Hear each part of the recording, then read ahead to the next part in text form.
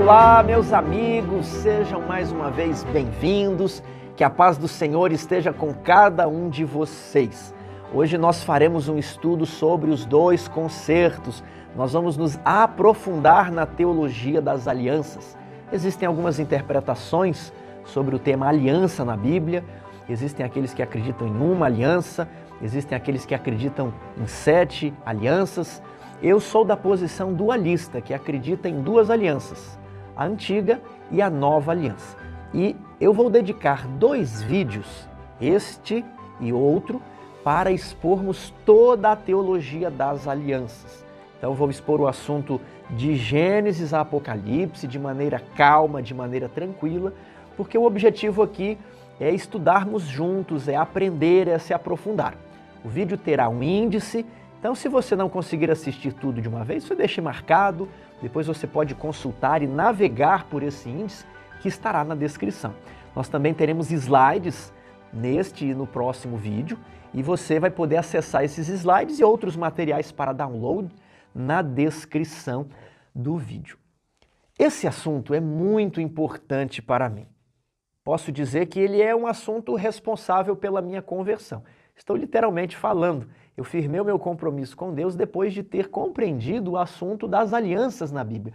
Foi uma nova fase na minha caminhada cristã. Eu consegui organizar a Bíblia na minha cabeça, eu consegui compreender, enfim, o Novo Testamento. Eu li o Novo Testamento, não compreendia muito bem. Então, estamos dedicando aqui esses vídeos exclusivos, destinados à explicação das 2 alianças, para que você possa ter essa mesma experiência que eu tive, para que você possa ter uma intimidade maior com Deus e compreender melhor as Escrituras. Vamos lá? Os 2 concertos. A teologia das alianças, o concerto do Sinai e o concerto eterno. Nesse vídeo abordaremos a parte 1 de nosso estudo. Por que estudar esse assunto? Primeiramente, interpretar e compreender melhor a Bíblia. Existe tanta dúvida sobre o assunto de lei e graça. As pessoas têm dúvidas sobre justificação, sobre santificação. E o assunto das alianças vai lhe dar firmeza nesses tópicos.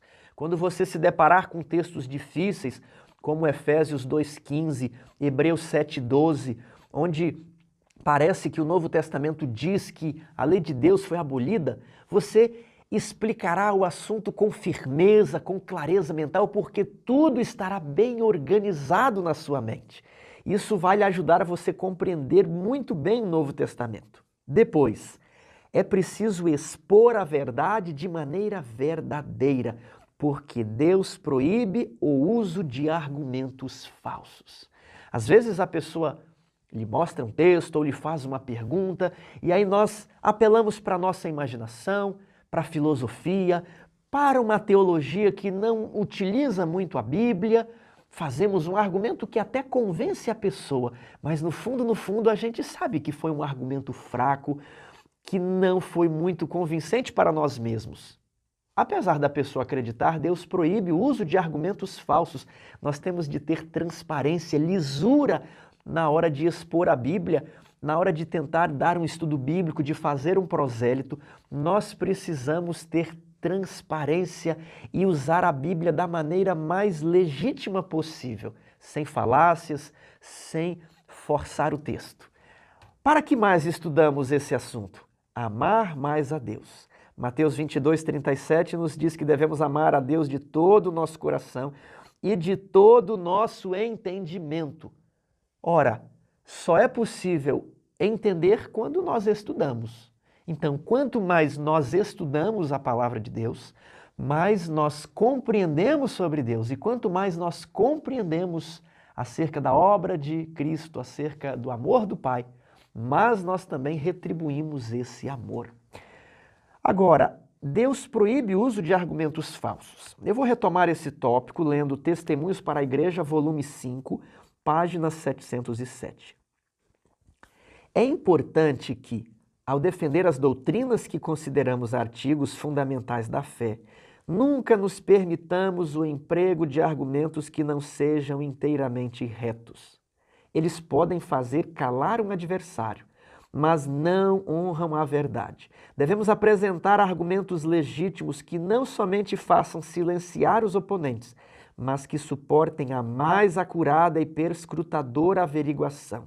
Quanto aos que se preparam para debates, há grande perigo de que eles não lidem com lisura em relação à palavra de Deus. Então, nosso objetivo não é simplesmente com arroubos, com retórica, com um argumento de muita paixão, convencer o nosso oponente acerca da guarda do sábado, da eternidade dos mandamentos de Deus. Não, nós precisamos deixar que a Bíblia convença a pessoa apenas lendo os textos da Bíblia. E esse é o objetivo. O poder que este estudo vai lhe proporcionar será algo que você ficará muito feliz ao final desses vídeos. Por isso eu peço que você continue assistindo, faça suas anotações e estude, que eu tenho certeza que você ficará feliz, que o assunto vai se abrir de uma maneira a trazer prazer na sua vida cristã. Vamos agora dar uma olhada em alguns argumentos ilegítimos. Temos aqui a prática de inserir palavras ao texto. Às vezes a pessoa pergunta para você, Romanos 6,14, porque não estás debaixo da lei, e sim da graça. Ele fala, está vendo? A lei foi abolida, agora nós vivemos na graça, Jesus vai perdoar tudo, não precisa se preocupar em guardar o sábado. E aí, na tentativa de explicar esse texto, nós dizemos, olha, esse texto não quer dizer que a lei foi abolida, né? Nós não estamos debaixo da condenação da lei, mas nós estamos debaixo, né, da lei sim, não estamos debaixo da condenação, é isso que o texto quer dizer. Só que não há coerência nesse argumento, porque quando a pessoa abrir Gálatas 4:4, ela vai ler assim, Jesus foi nascido de mulher, nascido sob a condenação da lei. Você acha que Jesus nasceu sob a condenação da lei? Então, se você não pode inserir essa palavra em Gálatas 4:4, você também não pode inserir essa palavra em Romanos 6,14. Essa não pode ser a explicação, porque esse é um argumento ilegítimo e Deus nos proíbe usar argumentos que não sejam verdadeiros. Veja outra falácia que ocorre, modificando as palavras do texto ou o seu sentido, de acordo com a conveniência. Por exemplo, Gênesis 2:2. E havendo Deus terminado no 7º dia a sua obra, descansou. E aí alguns estudantes da Bíblia dizem assim, ora, você não me disse que Deus descansou no sábado? Então como ele terminou a obra no sábado? Se ele terminou a obra no sábado, Deus trabalhou? E aí a gente muda o sentido da Bíblia. Apesar de lá estar escrito que ele terminou no sábado, a gente fala, olha, mas na verdade ele não terminou no sábado, ele terminou na sexta.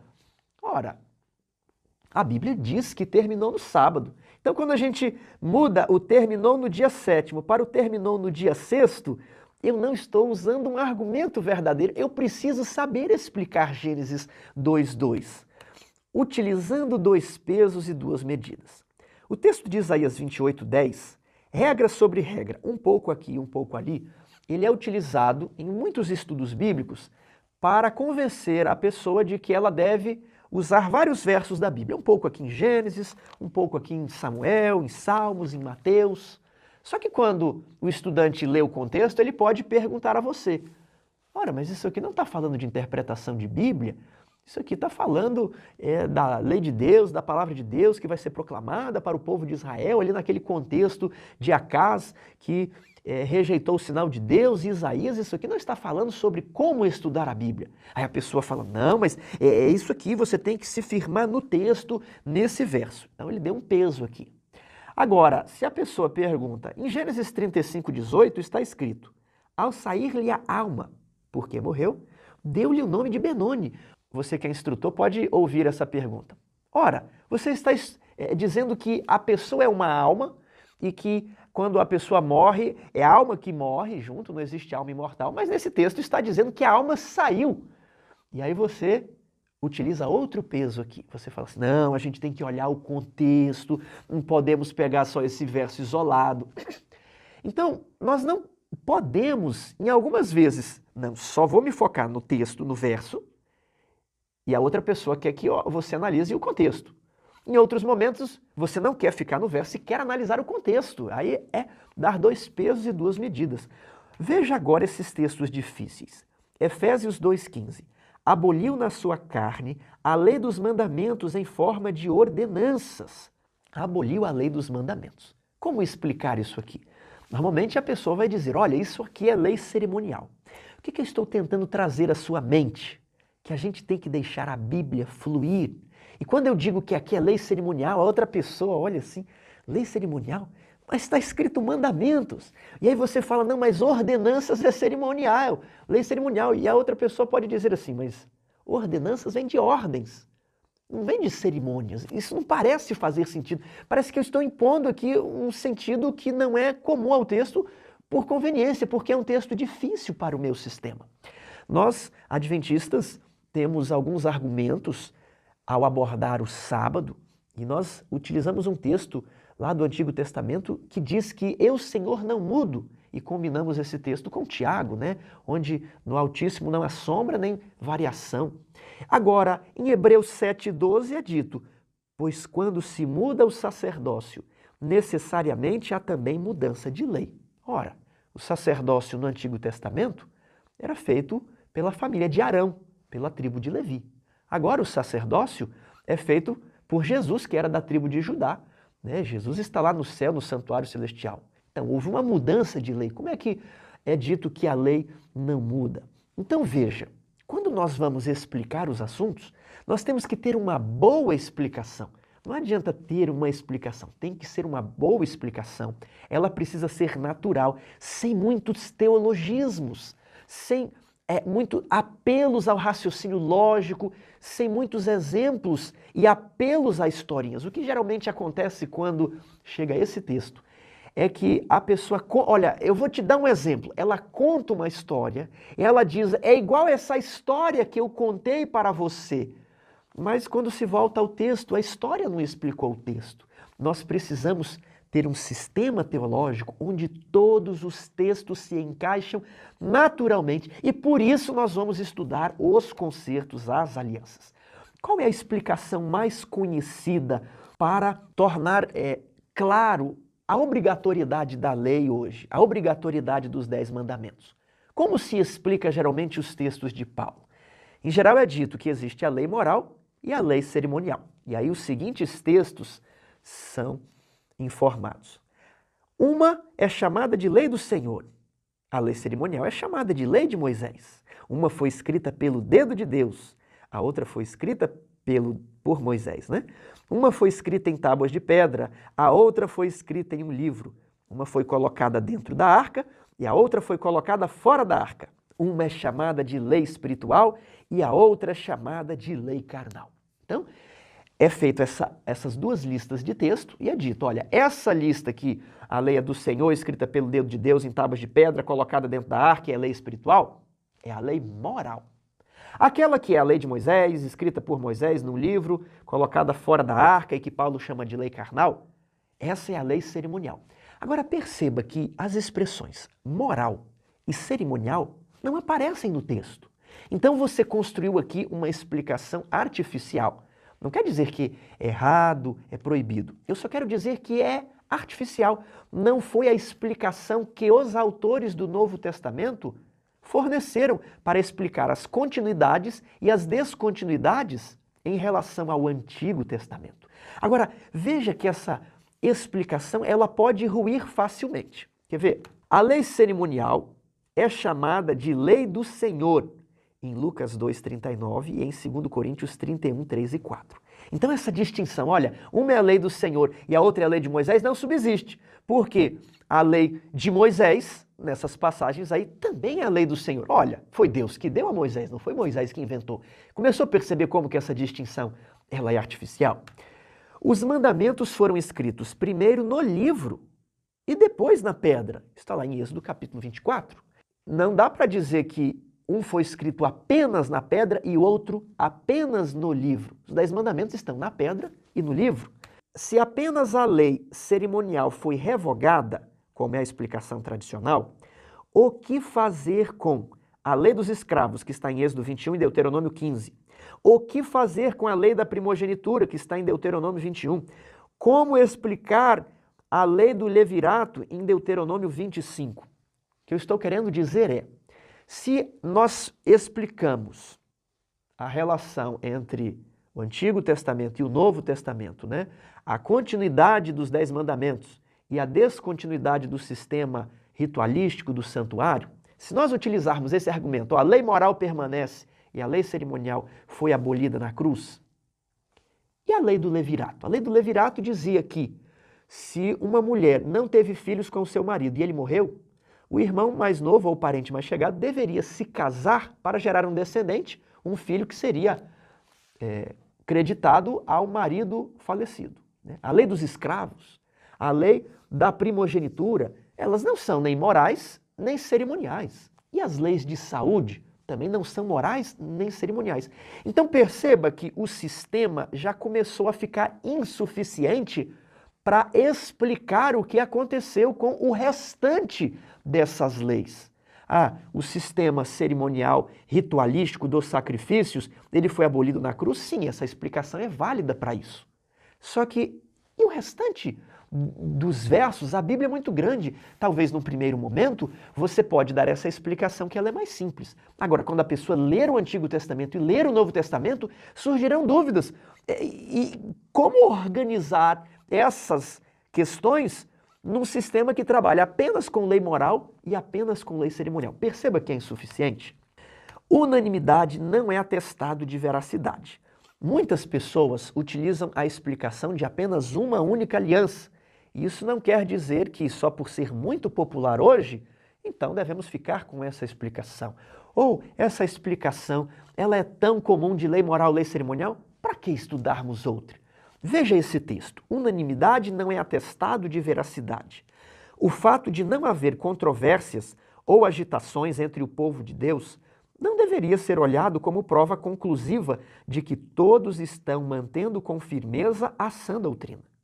Há razão para temer que não estejam discernindo claramente entre a verdade e o erro.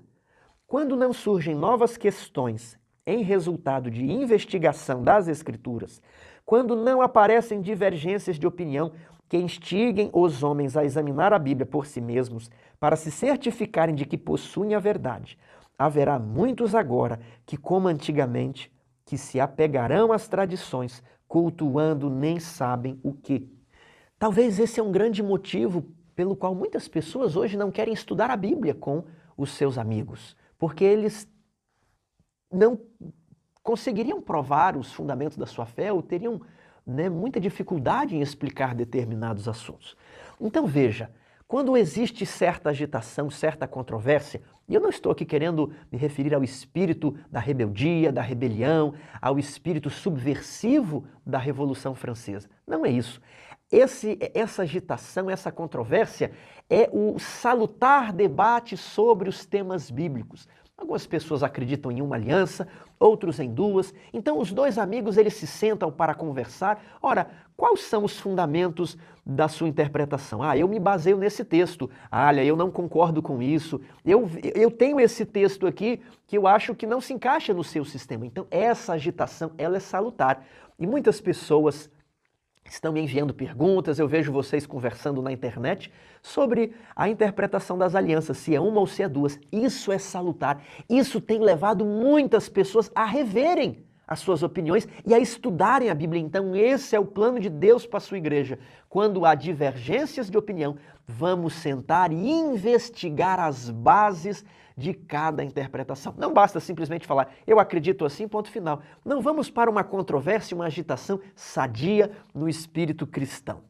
Tiago, qual é o método de estudar a Bíblia? O método de Cristo. E é esse método que vamos utilizar para explanar a teologia das alianças. Em Lucas capítulo 24, está escrito assim: E Jesus, começando por Moisés e por todos os profetas, explicava-lhes o que dele se achava em todas as Escrituras. Então ele reunia os textos em todas as Escrituras. Ele não reunia 2 ou 3 passagens batidas, mas ele reunia todos os textos e montava um sistema.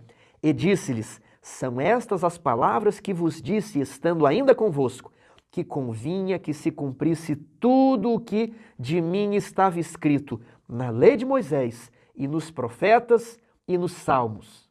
Então abriu-lhes o entendimento para compreenderem as Escrituras. Veja só, a lei de Moisés, os profetas e os salmos eram as divisões da Bíblia hebraica.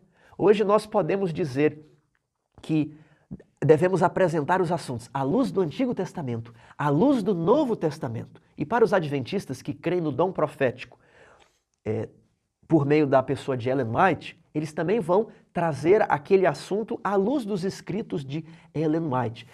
E tudo isso tem que estar num sistema harmônico de verdades, de maneira que tudo se encaixa de maneira fluida, sem nenhuma explicação forçada, fechando todas as pontas, explicando todas as objeções. E quando nós fazemos isso, estamos utilizando o método de Cristo, um pouco aqui, um pouco ali. É esse texto que prova um pouco aqui, um pouco ali, porque Jesus ele utilizava os textos de todas as Escrituras. E quando fazemos isso, o entendimento das pessoas se abre. Veja que essa regra de ouro trazida por Jesus, ela se encontra em O Grande Conflito, página 599. As verdades mais claramente reveladas na Escritura Sagrada têm sido envoltas em dúvidas e trevas pelos homens doutos que, com pretensão de grande sabedoria, ensinam que as Escrituras têm um sentido místico, secreto, espiritual, que não transparece na linguagem pregada. Estes homens são falsos ensinadores. Assim era o ensino dos rabis e dos escribas no dia de Jesus. Podia ser isso, mas também pode ser isso, muita filosofia misturada com o ensino da Bíblia. Mas Jesus ele trazia os textos de maneira clara, da maneira como estavam escritos, e ele juntava os textos e então a explicação surgia. Foi a essa classe que Jesus declarou: errais vós em razão de não saberdes as Escrituras, nem o poder de Deus. Marcos 12, verso 24. E aqui ela conclui com a nossa regra de ouro, extraída dos ensinos de Jesus. A linguagem da Bíblia deve ser explicada de acordo com o seu óbvio sentido, a menos que seja empregado um símbolo ou uma figura. Então, se é Apocalipse, aí é símbolo. Então nós temos que ver o símbolo. Se é linguagem poética, tem que dar margem para a poesia. Mas se é linguagem literal, né? Moisés subiu ao monte. Eu não posso espiritualizar que ele subiu o monte no pensamento. Não, ele subiu o monte.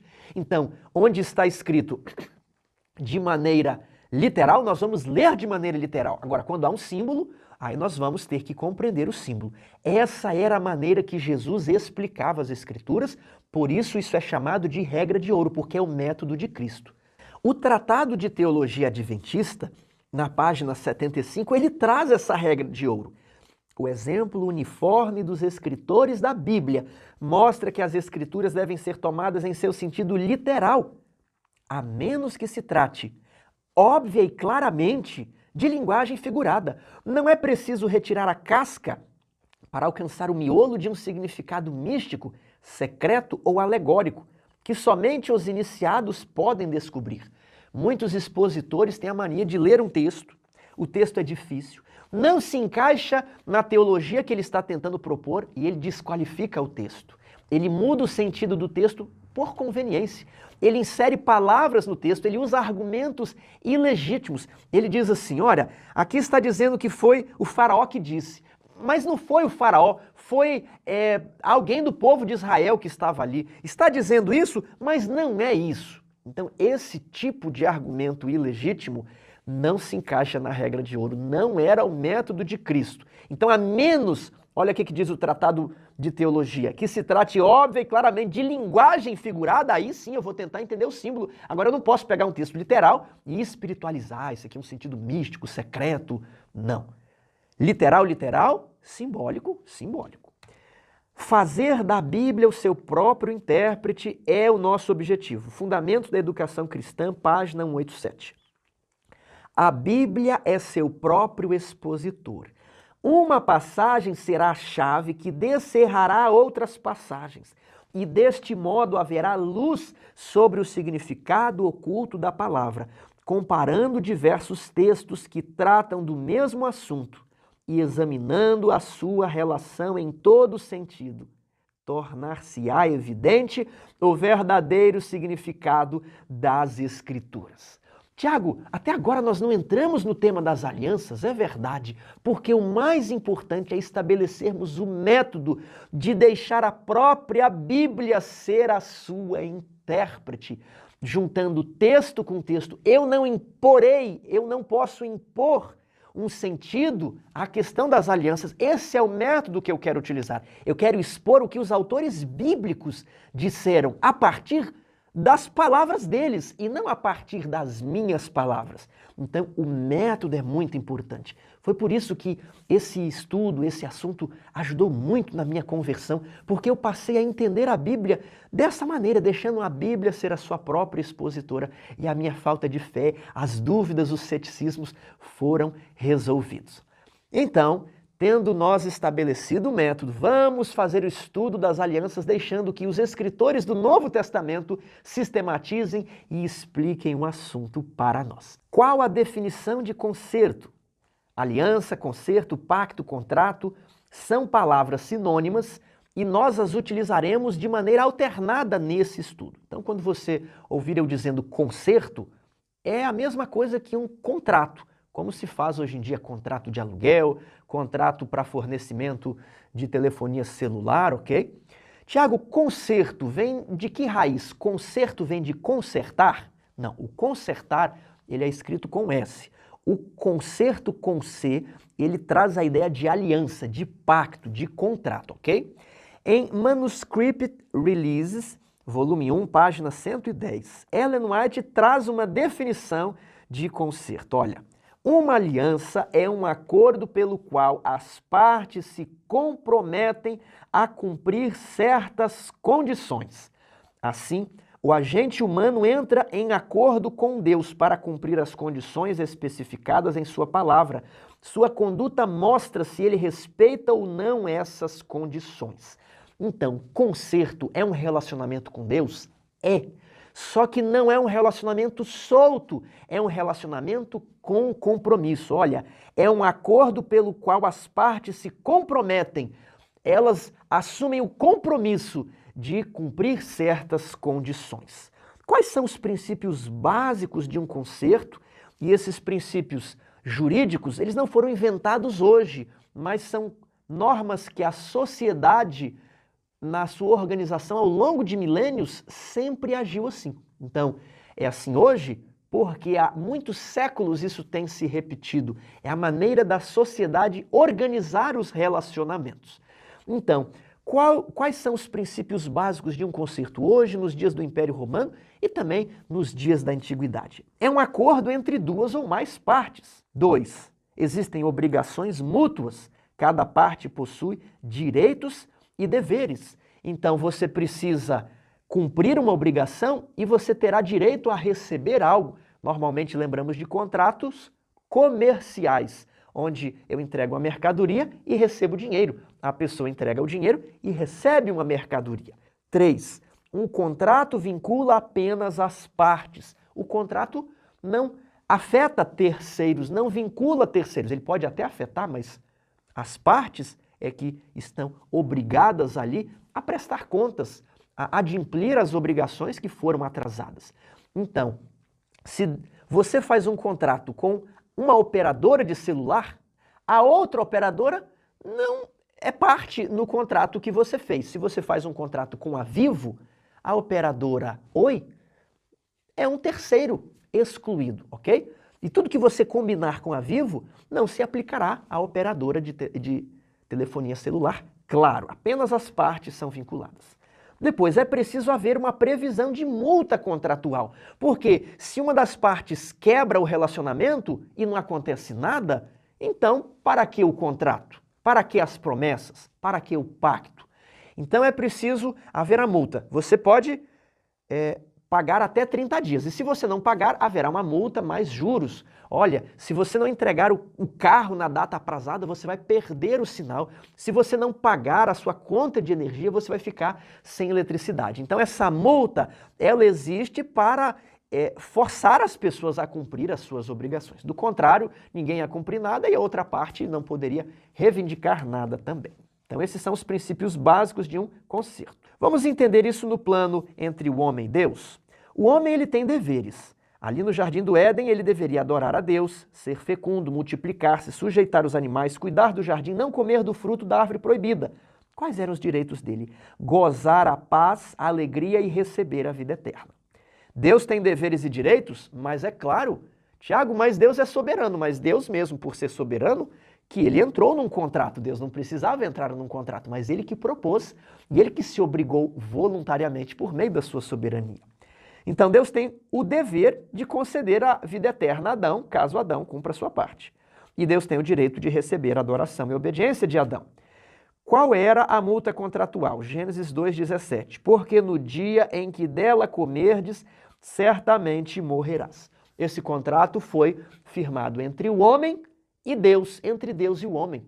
E Satanás, Tiago? Ora, Satanás não fazia parte desse contrato e o contrato vincula apenas as partes. Satanás é um terceiro excluído. O homem não tinha de prestar nada para Satanás e Deus também não tinha de prestar contas para o diabo.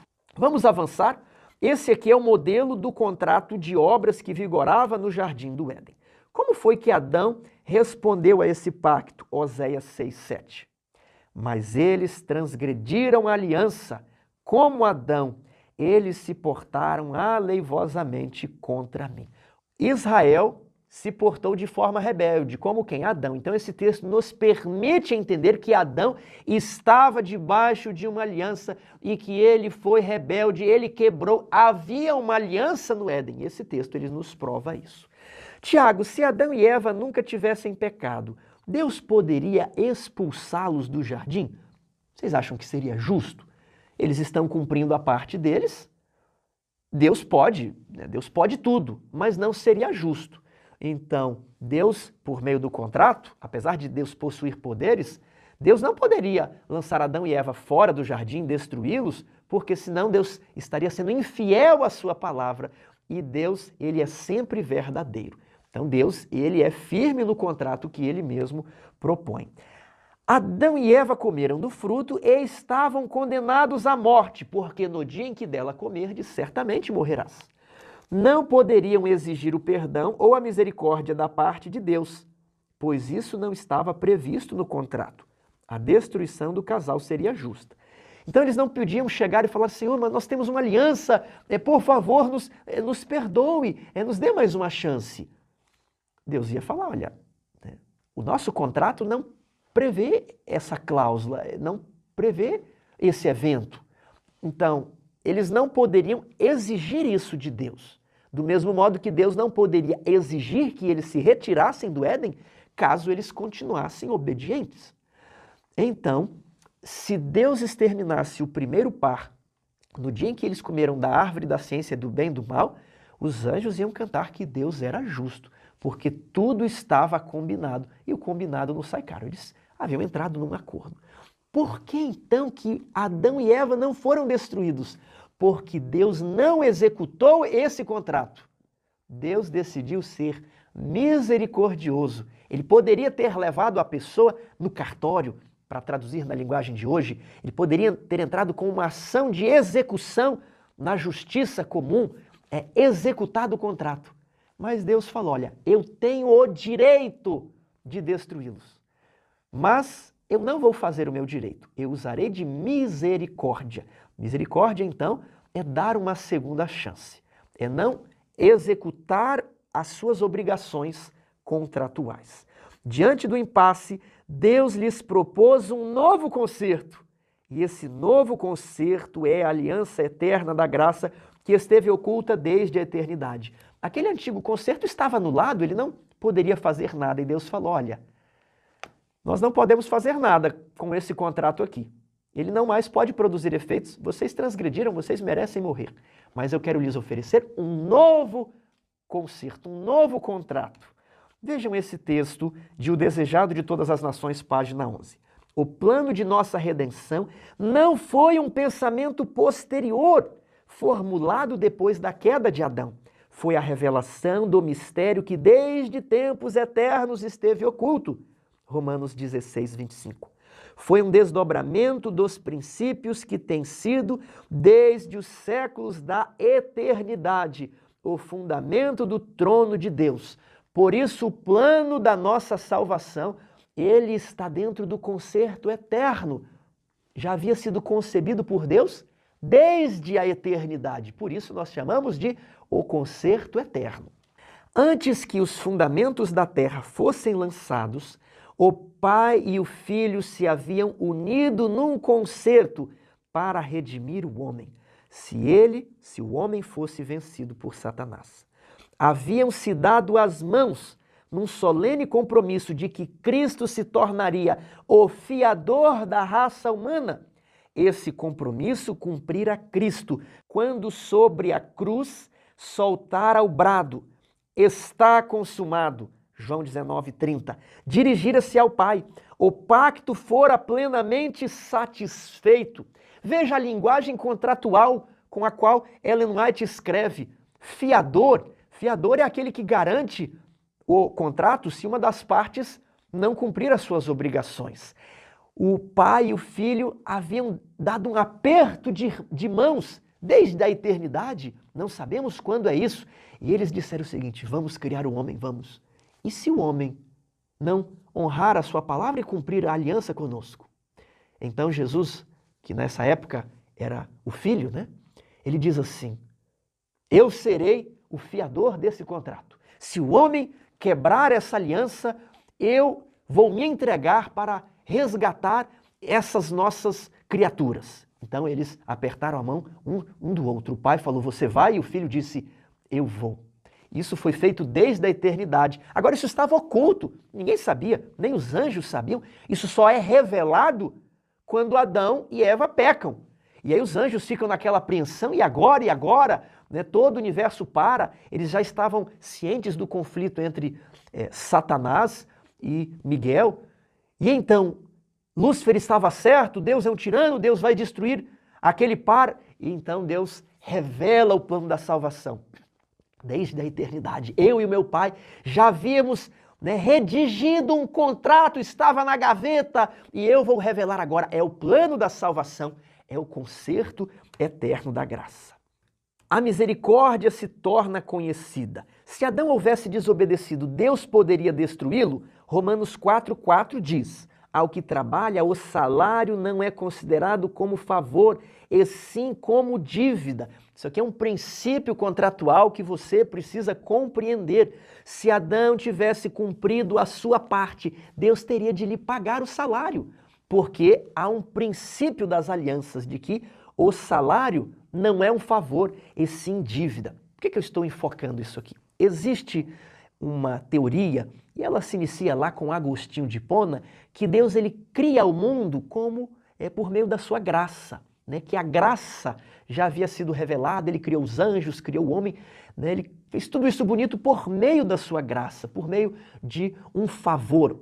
Ele cria por meio da sua soberania. Mas a graça ainda estava oculta.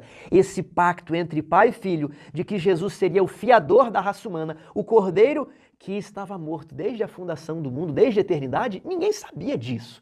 Então, se Adão e Eva obedecessem, Deus deveria continuar dando acesso a eles à árvore da vida, assim como os anjos que nunca pecaram, eles estão numa aliança com Deus. Deus não pode chegar de repente e destruir um anjo. Ao que trabalha, o salário não é considerado como um favor, e sim como dívida. Deus é soberano, Tiago? Sim, e foi o próprio Deus que propôs isso daqui. Se Deus houvesse destruído o primeiro casal, ele seria justo? Olha, Gênesis 1:17, mas da árvore do conhecimento do bem e do mal não comerás, porque no dia em que dela comerdes, certamente morrerás. Romanos 6:23, o salário do pecado é a morte, mas o dom gratuito de Deus é a vida eterna. Então eu estou focando aqui Romanos 4:4. O salário para quem trabalha é a vida, mas o salário que a pessoa recebe quando peca do seu patrão, que é Deus, é a morte. E o texto de Gênesis diz, no dia em que dela comerdes. Algumas pessoas dizem, não, mas Adão morreu depois. Não, mas ele morreu espiritualmente. O texto, a gente não pode espiritualizar esse texto. É por isso que lemos o método. A Bíblia diz, no dia em que você comer, Deus iria destruí-lo. E Adão não foi destruído naquele dia. Não está falando aqui do espírito. Essas palavras não tem na Bíblia. Então temos que deixar a Bíblia fluir.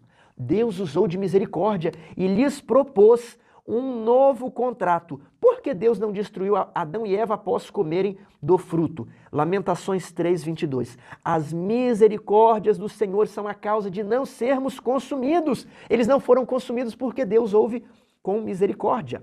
Tito 3:5. Não por obras de justiça praticadas por nós, mas segundo sua misericórdia, ele nos salvou mediante o lavar regenerador e renovador do Espírito Santo. Deus está obrigado a manifestar sua misericórdia? O homem pode exigir misericórdia? Romanos 9, 14 a 16 e 18. Que diremos, pois? A injustiça da parte de Deus? De modo nenhum, pois ele diz a Moisés: terei misericórdia de quem me aprouver ter misericórdia, e compadecer-me-ei de quem me aprouver ter compaixão. Assim, pois, não depende de quem quer ou de quem corre, mas de usar Deus a sua misericórdia. Logo, tem ele misericórdia de quem quer, e também endurece a quem lhe apraz. Adão e Eva não poderiam exigir o novo concerto. Isso foi a misericórdia de Deus. Se Deus não quisesse, ele seria justo da mesma maneira. Ele não estava obrigado a fornecer um novo concerto, porque ele tem misericórdia de quem ele quer. Ele é soberano. Ele tem misericórdia de quem ele quer e ele endurece quem lhe apraz. Tiago, isso justifica então que Jesus só morreu por uns e por outros eles estão destinados ao inferno? Não. Eu leio aqui Tito 2:11, a graça de Deus se manifestou salvadora a todos os homens. Então ele manifesta a sua graça na nova aliança para toda a humanidade. Agora isso é da misericórdia dele, ele é soberano, ele tem o direito de manifestar muita misericórdia, pouca misericórdia, não temos como exigir isso de Deus, mas que a todos ele manifesta a misericórdia, sim. Ellen White, em Meditação Matinal, Maravilhosa Graça, página 25. Pela desobediência às ordens de Deus, o homem caiu sob a condenação de sua lei. Esta queda exigiu que a graça de Deus se manifestasse em favor dos pecadores. Jamais teríamos conhecido o significado da palavra graça se não tivéssemos caído. Isso aqui contraria frontalmente os ensinos de Agostinho de Hipona e muitos teólogos reformados que dizem que Deus criou o mundo pela sua graça, que o jardim do Éden, que a criação do homem foi um ato de graça. Não foi! Graça é um favor imerecido e Deus cria, propõe o contrato e depois aquele contrato funciona como um pacto de obras. Então a graça só é revelada após a queda. Se Adão e Eva não tivessem caído, ninguém teria descoberto que existia esse contrato na gaveta, da escrivaninha de Deus, um contrato feito entre pai e filho. Deus ama os anjos sem pecado, os quais fazem o seu serviço e são obedientes às suas ordens, mas ele não lhes concede graça. Esses seres celestiais nada sabem de graça, jamais necessitaram dela, porque jamais pecaram. Graça é um atributo de Deus, imerecidamente manifestado para com os seres humanos. Nós não procuramos, mas ele foi enviado à nossa procura. Deus se regozija em outorgar esta graça a cada um que a deseje. A todos nós ele apresenta termos de misericórdia, não porque sejamos dignos, mas porque somos completamente indignos. Nossa necessidade é a qualificação que nos dá a certeza de que receberemos esse dom. Então veja, apenas na nova aliança proposta ao homem após o pecado no Éden, quando agora Adão e Eva está saindo do Éden, é que Deus anuncia a graça. Olha, ele não destrói por sua misericórdia, misericórdia é dar a segunda chance, e graça é dar o que a pessoa não merece, uma nova possibilidade de voltar ao Éden. A graça é um favor imerecido. O que vocês merecem é morrer, mas eu vou fazer alguém morrer no lugar de vocês para que vocês possam retornar ao Éden. Como isso foi apresentado ao homem? Gênesis 3,15, esse verso é importante, marque na sua Bíblia. Porém, inimizade entre ti. Deus está falando isso para a serpente. Porém, inimizade entre ti, serpente, e a mulher. Entre a tua descendência, serpente, e o descendente da mulher. Este descendente da mulher, que é Cristo, te ferirá a cabeça da serpente. E tu, serpente, lhe ferirás o calcanhar do descendente da mulher. Fez o Senhor Deus vestimenta de peles para Adão e sua mulher e os vestiu. Aqui é anunciado a Adão a nova aliança, o concerto eterno da graça. Deus demonstra que Satanás conseguiu escravizar aquele primeiro casal. Satanás ele se torna o príncipe deste mundo. Mas agora, um dos descendentes da mulher, ele conquistaria o que os pais dele, né, Adão e Eva, perderam. Ele esmagaria a cabeça da serpente, que simboliza Satanás. Note que eles recebem vestimenta de peles, eles estavam vestidos com tangas feitas a partir de folhas de árvore. Então, se eles receberam vestimento de peles, alguém morreu, um animal foi morto. E isso demonstra o caráter substitutivo dessa aliança. Alguém teria de morrer para pagar a transgressão da lei. Mas eles receberiam a graça que já estava nos planos de Deus desde a eternidade. No Éden havia um contrato, um pacto de obras, onde havia apenas multa contratual. Mas agora Deus mantém os deveres de obediência, né? Se o homem continuar obedecendo, ele terá direito à vida eterna. Ele poderá voltar ao jardim do Éden e se alimentar da árvore da vida. Os desobedientes não vão entrar na cidade, diz o Apocalipse. Aqueles que praticam as obras da carne não vão para o céu, não poderão comer novamente do fruto da árvore da vida que aparece lá no Apocalipse. Então, as condições de obediência, elas permanecem na nova aliança. Deus não simplesmente fala, olha, vive de qualquer maneira agora, eu vou passar por alto tudo. Não, elas permanecem. E Adão, se obedecer, é condicional, ele terá acesso novamente a voltar ao Éden. E Deus, os deveres de Deus, conceder a vida eterna em caso de obediência do homem, e os direitos, receber adoração e obediência do homem. Qual era a multa contratual? A multa contratual também permanece, porque o salário do pecado é a morte.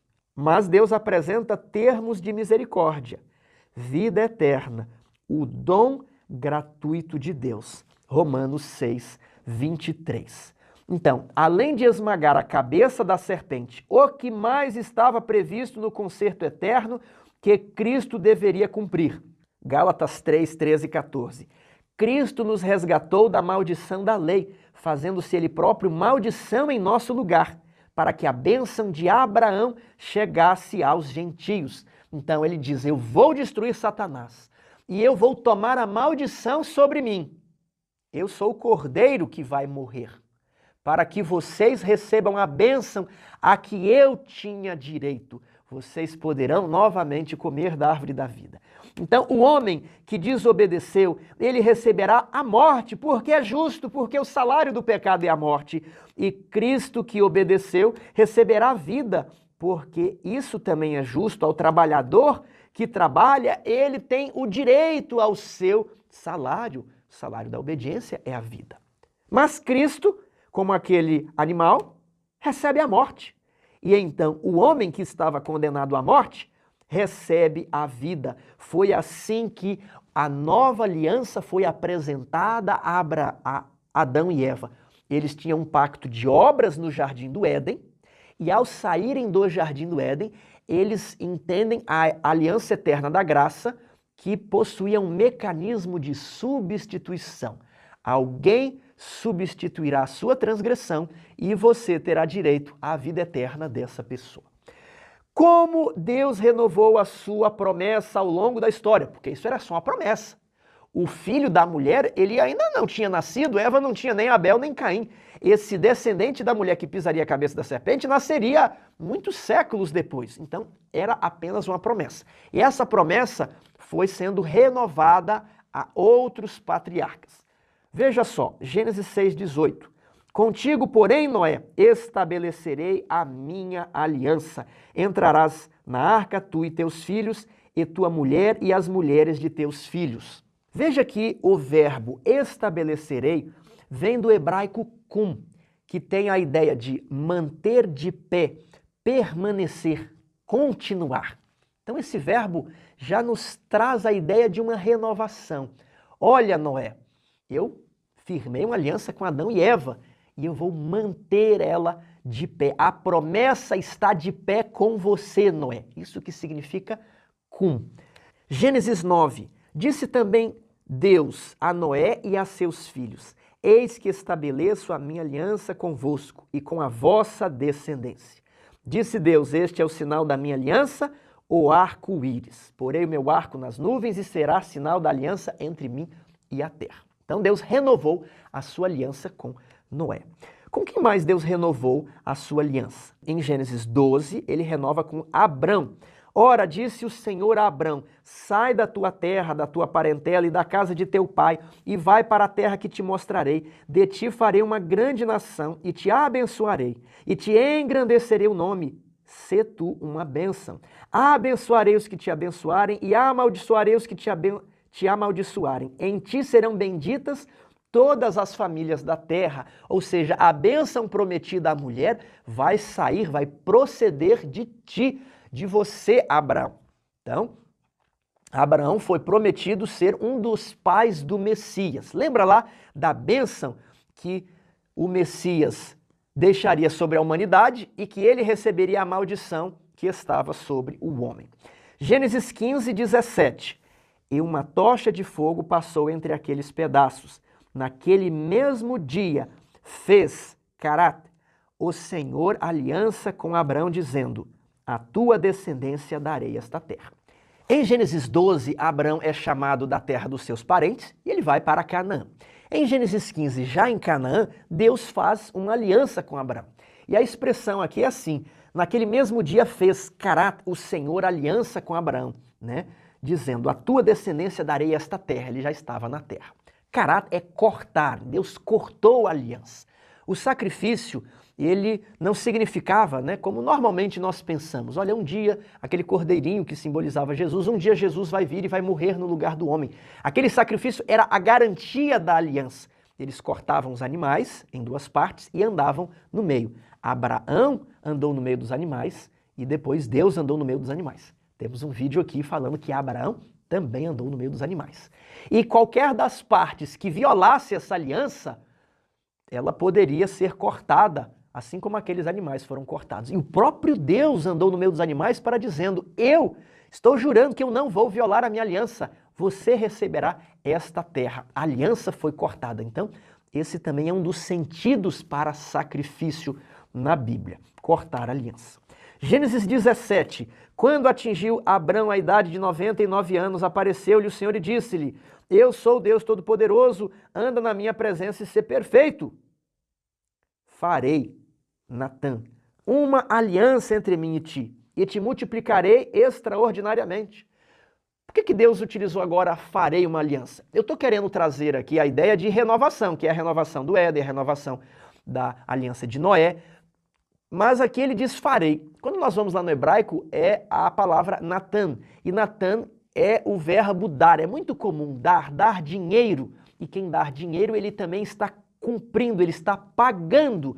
Então, Abraão não cumpriu a sua promessa. Ele não foi fiel a Deus. Porque no capítulo 16, ele tem um filho com Agar. E Deus fala assim: Abraão, Natan, né, eu vou dar, eu vou pagar, eu vou cumprir a minha parte do acordo. Você cumpra a sua, ande na minha presença e ser perfeito.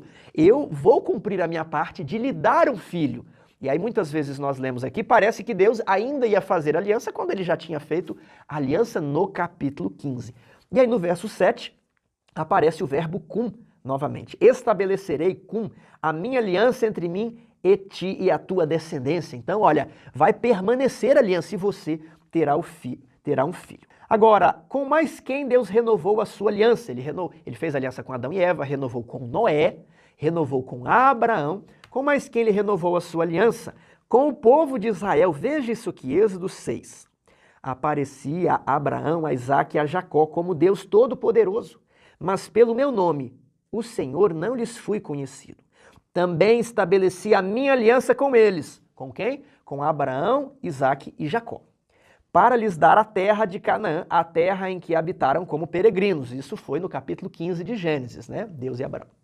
Ainda ouvi os gemidos dos filhos de Israel, os quais os egípcios escravizam, e me lembrei da minha aliança, Portanto, dize aos filhos de Israel: eu sou o Senhor e vos tirarei de debaixo das cargas do Egito e vos livrarei da sua servidão e vos resgatarei com um braço estendido e com grandes manifestações de julgamento. Então, com base em qual promessa Israel foi liberto do Egito, atravessou o Mar Vermelho? Com base na aliança abraâmica. Então, Deus se lembra do que prometeu a Abraão, lá em Gênesis 15, de que o povo seria escravo numa terra distante, mas que ele traria eles para habitar na terra de Canaã, na terra da promessa. A terra é prometida dentro do concerto eterno da graça. E aí Deus liberta o povo, os leva até ao Monte Sinai, e ele renova a aliança abraâmica com o povo de Israel, em Êxodo 19, 3 a 8. Subiu Moisés a Deus, e do monte o Senhor o chamou e lhe disse: assim falarás à casa de Jacó, e anunciarás aos filhos de Israel: tendes visto o que fiz aos egípcios, como vos levei sobre as asas de águia e vos cheguei a mim. Agora, pois, se diligentemente ouvirdes a minha voz e guardardes a minha aliança, então sereis a minha propriedade peculiar dentre todos os povos, porque toda a terra é minha, vós me sereis reino de sacerdotes e nação santa. São estas as palavras que falarás aos filhos de Israel. Veio Moisés, chamou os anciãos do povo e expôs diante deles todas estas palavras que o Senhor lhe havia ordenado. Então o povo respondeu a uma: tudo o que o Senhor falou, faremos. E Moisés relatou ao Senhor as palavras do povo. Isso aqui Deus faz como o cumprimento das promessas feitas a Abraão. Um reino de sacerdotes. Deus queria várias pessoas fiéis como Abraão, né, no seu reino. Eles seriam a sua propriedade peculiar. Afinal de contas, ele os levou sobre asas de águia. Ele os libertou do Egito. Por causa de quê? Por causa da promessa feita a Abraão. Então eu estou criando um vínculo para demonstrar como a aliança... lá no Éden era o pacto de obras. Aí depois Deus faz a aliança eterna e vem renovando essa aliança, né, com Noé, Abraão, Israel. Tudo bem? Agora, em função de qual compromisso João Batista foi chamado? Lucas 1, 72 e 73. Para usar de misericórdia com nossos pais e lembrar da sua santa aliança e do juramento que fez ao nosso pai Abraão. Tudo começa a se concentrar em Abraão, porque a terra é dada como promessa a Abraão. Lá com Noé havia a promessa de não destruir a terra, mas acaba-se que a linhagem de Noé cresce e depois Deus chama Abraão, né, uma linhagem especial, e promete fazer dele o pai de uma grande nação. Então Abraão passa a ser a referência do novo concerto. Ele foi primeiramente proposto a Adão e Eva, mas no Velho Testamento e no Novo, os autores bíblicos usam o termo concerto abraâmico, porque a promessa feita a Abraão da terra, do filho, ela é muito forte, ela está mais longamente exposta na Bíblia. Então, o concerto eterno, ele é muito retratado como o concerto abraâmico. E João Batista foi chamado por causa do juramento que Deus fez a Abraão. Então, João Batista também vem dentro ali da nova aliança. Por qual motivo Jesus veio ao mundo? Romanos 15, 8. Digo, pois, que Cristo foi constituído ministro da circuncisão em prol da verdade de Deus, para confirmar as promessas feitas aos nossos pais. Veja só, Cristo é ministro da circuncisão. Circuncisão, ela foi dada a Abraão. A circuncisão é dada dentro da nova aliança. E qual o contexto da circuncisão ser dada a Abraão? Ele não teve fé em Deus e misturou a sua semente com Agar. E aí Deus falou: Abraão, anda na minha presença e ser perfeito. Eu vou cumprir a minha parte da promessa e te dar um filho. Eu vou fazer de você uma grande nação. Você será o pai do Messias. Agora, para que você se lembre da nossa aliança, você vai fazer um sinal na sua carne, para que você não mais misture a sua semente com outros povos. O filho da promessa será Isaque. Então a circuncisão ela é dada dentro da nova aliança, como a promessa de que Abraão teria um filho e de que desse filho nasceria o Messias em dias futuros, séculos depois. Por isso Jesus, ele é ministro da circuncisão para confirmar as promessas feitas aos nossos pais Abraão, Isaque e Jacó. E João Batista, como cumprimento à promessa feita com Abraão, ele é chamado para abrir o caminho, para preparar o caminho a esse filho de Abraão, abrir o caminho para o Messias. Vamos ver no gráfico o nosso concerto eterno, essa linha, vem desde a eternidade e ele se perpetuará por toda a eternidade. A promessa foi feita primeiramente a Adão, após o seu pecado no Éden, renovada a Noé, renovada a Abraão e, por meio de Abraão, uma bênção para toda a humanidade, renovada a Moisés e ao povo ao pé do Monte Sinai em Êxodo 19, tudo é aliança abraâmica. Depois renovada a João Batista e depois confirmada por meio de Jesus. Jesus confirmou a promessa feita a Abraão. Ele era o descendente da mulher, a promessa que se fez lá em Gênesis 3,15. Um filho da mulher morreria e ele permitiria, assim como aquele cordeiro permitiu que eles fossem vestidos, esse filho permitiria que Adão e Eva, sob condições de obediência, retornassem ao paraíso e se alimentassem da árvore da vida e tivessem novamente a vida eterna. Então, surge um outro pacto, que nós chamamos o concerto do Sinai. O concerto do Sinai não é a aliança abraâmica, é um pacto diferente. E é por isso que nós estamos estudando a teologia das alianças no plural, nós estamos estudando os dois concertos. Estamos estudando o concerto abraâmico, o concerto eterno da graça, e o concerto do Sinai. Após um tempo na montanha, recebendo instruções de Deus, Moisés retornou ao povo, em Êxodo 24, o que ele lhes apresentou, o que o povo respondeu. Veio, pois, Moisés e referiu ao povo todas as palavras do Senhor e todos os estatutos. Então todo o povo respondeu a uma voz e disse: tudo o que falou o Senhor faremos. Moisés escreveu todas as palavras do Senhor. E Moisés escreveu aonde? No livro da aliança, veja o verso 7. E tomou o livro da aliança e o leu ao povo, e eles disseram: tudo o que falou o Senhor faremos e obedeceremos. Então, lá em Êxodo 19, quando Deus renova a sua aliança abraâmica com o povo, há um processo, né? Deus toma a iniciativa, faz a proposta, o povo ouve, o povo responde e Moisés leva a resposta para Deus. Aqui você tem outro procedimento desse. São dois procedimentos distintos. Lá não temos nenhuma notícia de que as palavras de Deus foram escritas em um livro. Agora aqui elas foram. Deus não escreveu a sua promessa a Abraão num livro, a Noé. Nós não temos nenhum relato bíblico. Mas pela primeira vez, Êxodo 24, diz que Deus fez uma aliança com o povo e isso foi escrito em um livro. O povo respondeu mal?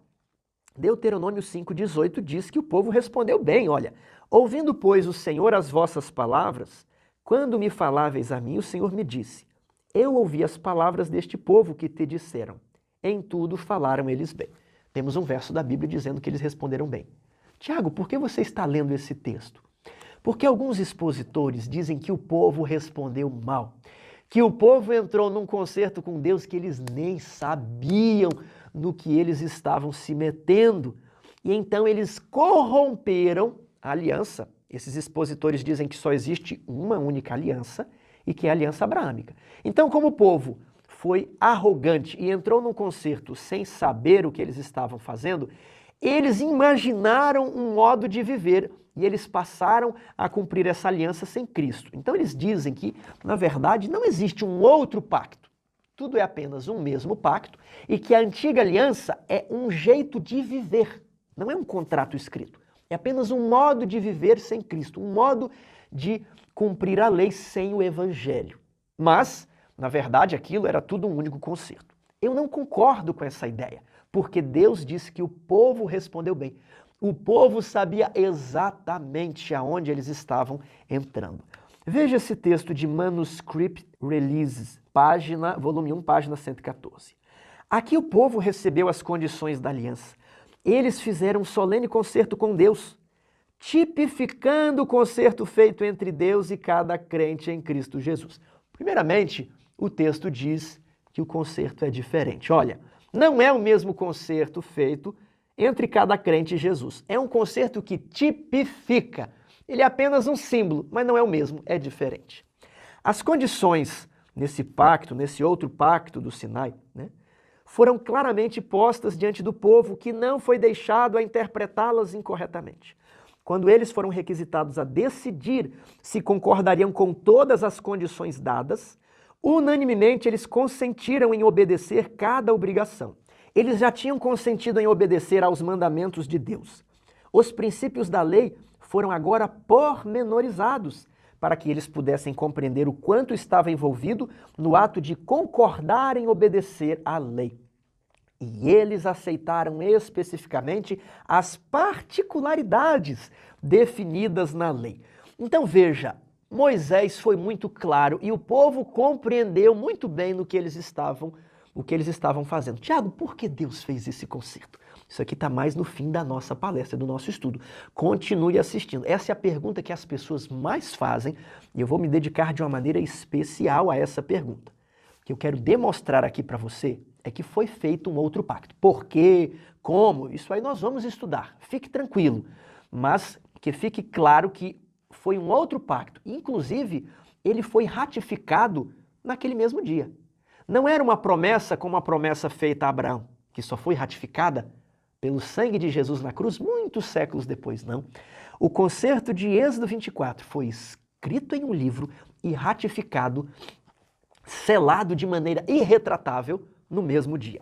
Veja aqui, Êxodo 24, 6 e 8. Moisés tomou metade do sangue e o pôs em bacias. Então tomou Moisés aquele sangue e o aspergiu sobre o povo e disse: Eis aqui o sangue da aliança que o Senhor fez convosco a respeito de todas essas palavras. Veja só, Moisés não diz que haveria um sangue a ser derramado para confirmar aquela aliança. Ele fala, esse aqui é o sangue da aliança que o Senhor fez convosco. Um sangue de animal.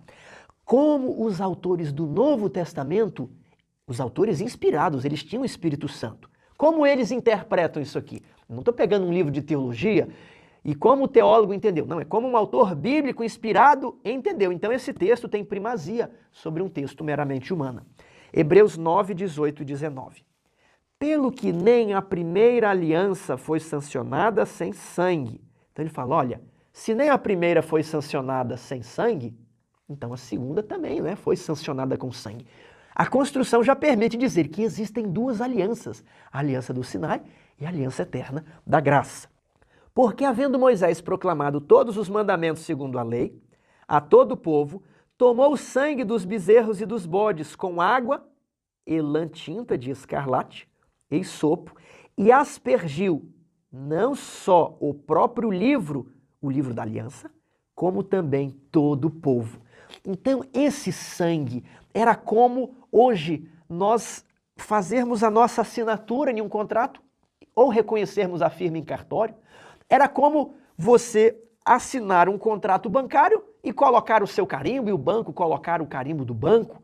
Isso era selar o contrato de forma irretratável.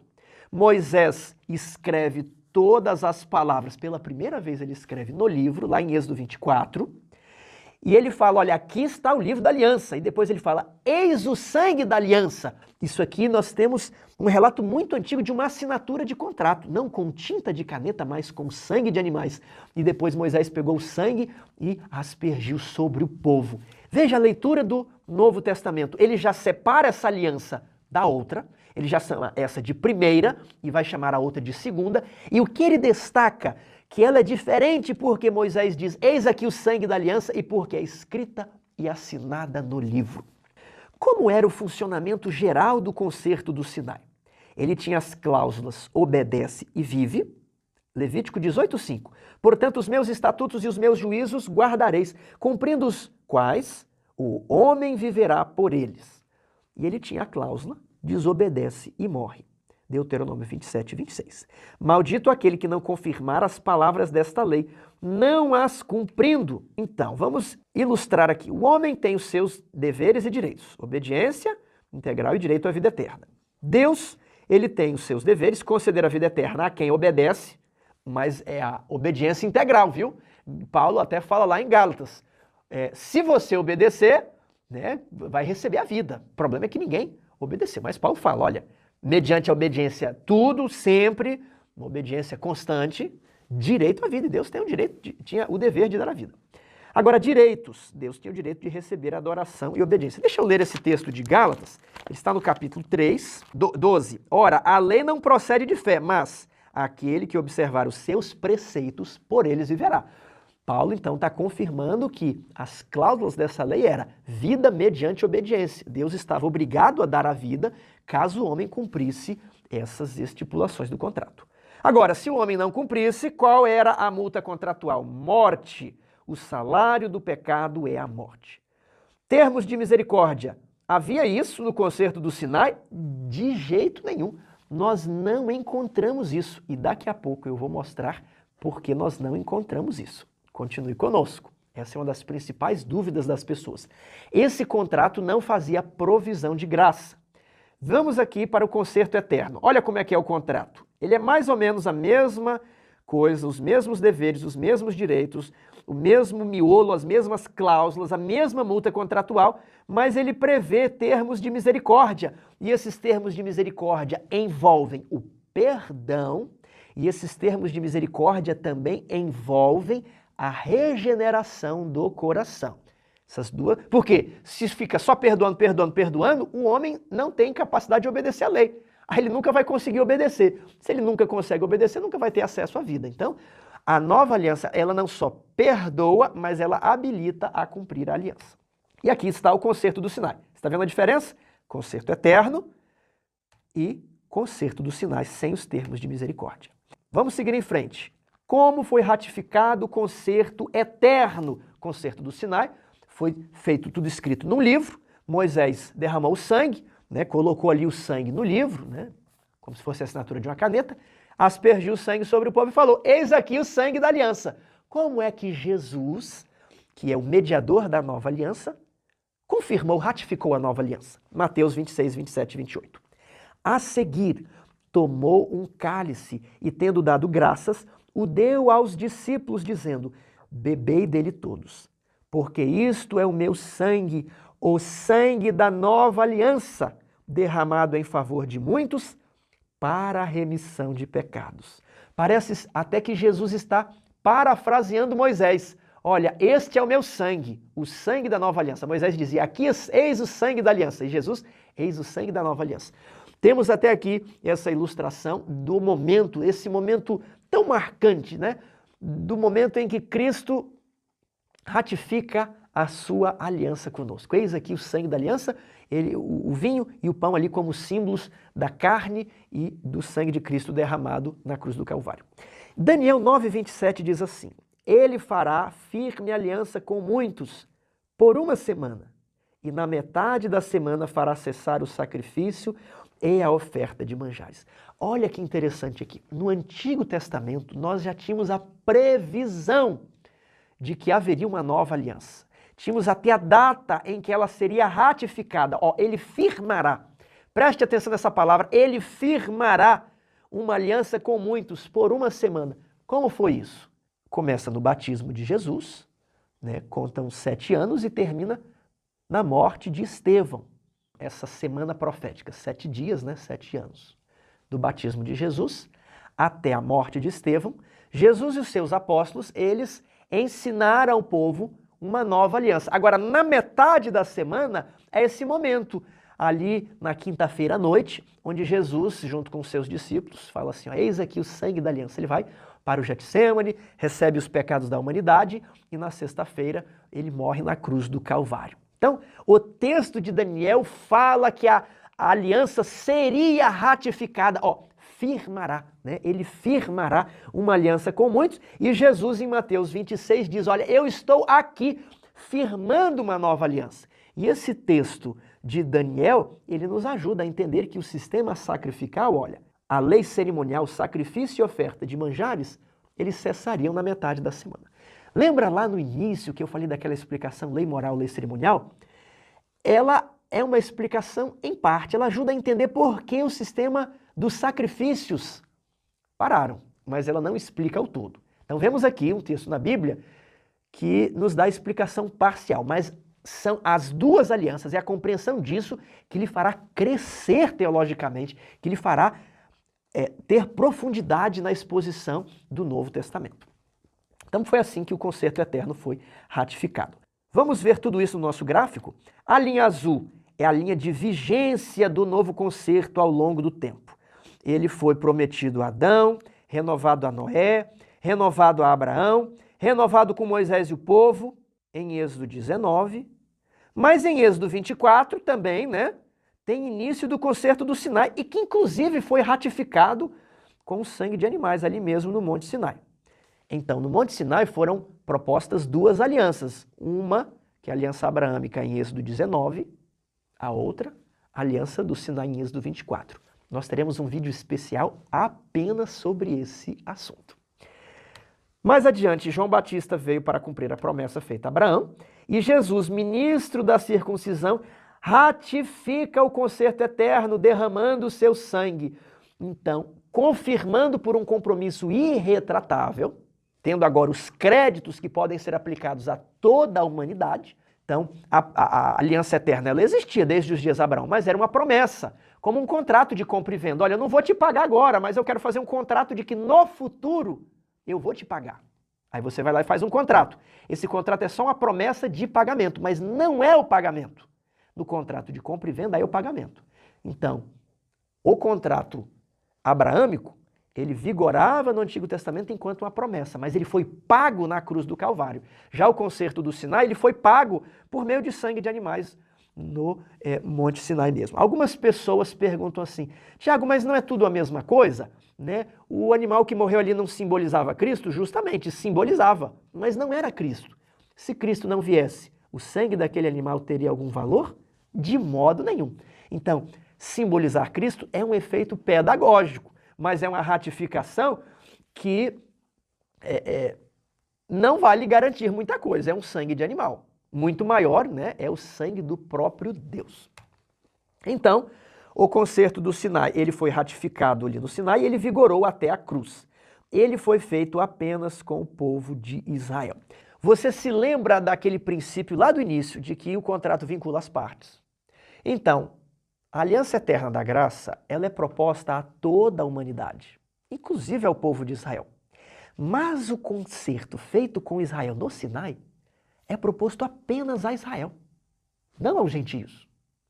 Então, os gentios, eles poderiam se filiar ao concerto eterno, concerto abraâmico, mas eles estavam de fora do concerto do Sinai. Isso é interessante, né? Depois nós podemos discutir se eles poderiam entrar nesse concerto ou não, mas fique bem claro, um concerto foi feito na pessoa de Adão e ofertado a toda a humanidade. Outro concerto vincula apenas as partes, Deus e Israel. De modo que Israel estava debaixo de duas alianças, por isso esse gráfico. A linha azul mostra a vigência do concerto eterno e a linha vermelha mostra a vigência do concerto do Sinai, do concerto da lei mosaica, feito apenas com Israel. Israel, ele estava debaixo de duas alianças, as duas vigoravam ao mesmo tempo. Isso tem que ficar bem claro para você. Tudo bem?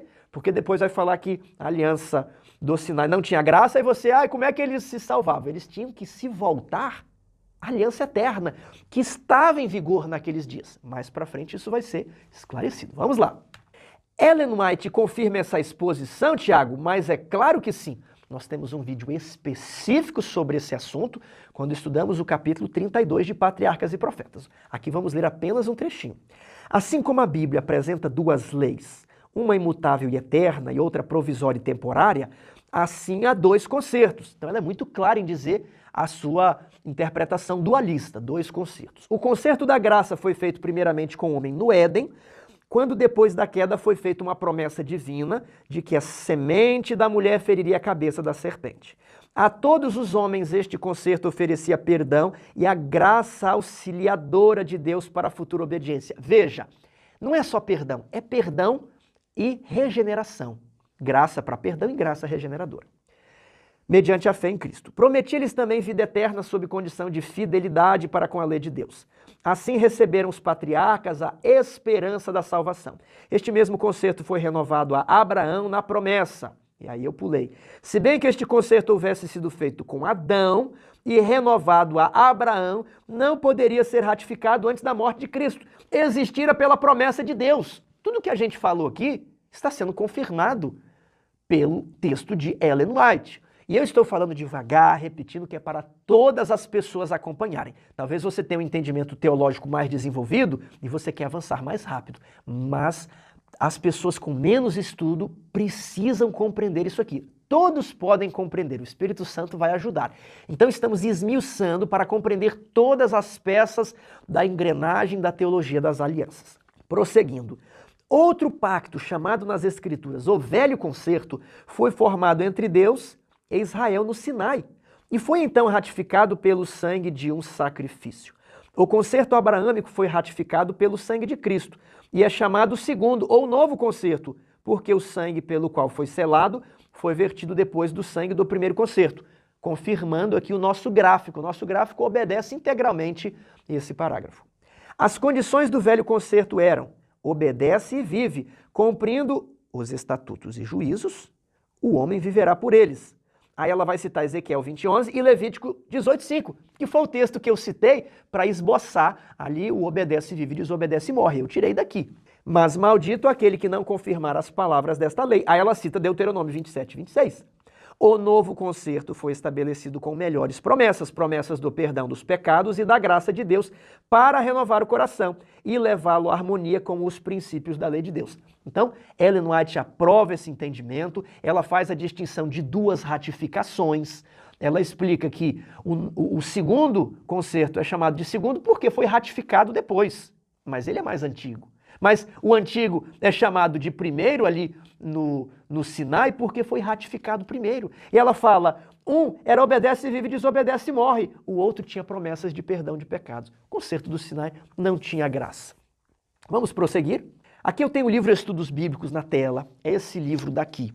Eu quero mostrar que essa é a exposição tradicional da Igreja Adventista, feita há muitos anos, nos nossos livros, nos nossos púlpitos. Ela não está tão popular hoje em dia. Hoje está popular a ideia de uma única aliança. Mas esse livro é publicado pela Casa Publicadora e ele é como se fosse uma teologia sistemática que começou desde ali de 1888 até os nossos dias. Veja aqui ó, o capítulo, Os Dois Concertos. Se você não conseguir baixar esses arquivos que eu vou deixar na descrição, você pode ler o que está escrito na tela. Eu vou destacar esse trecho.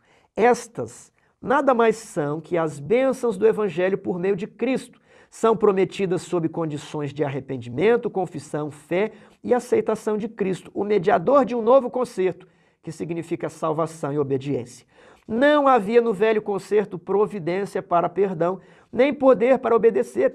Verdade é que havia perdão durante a vigência do velho concerto, mas não por virtude deste.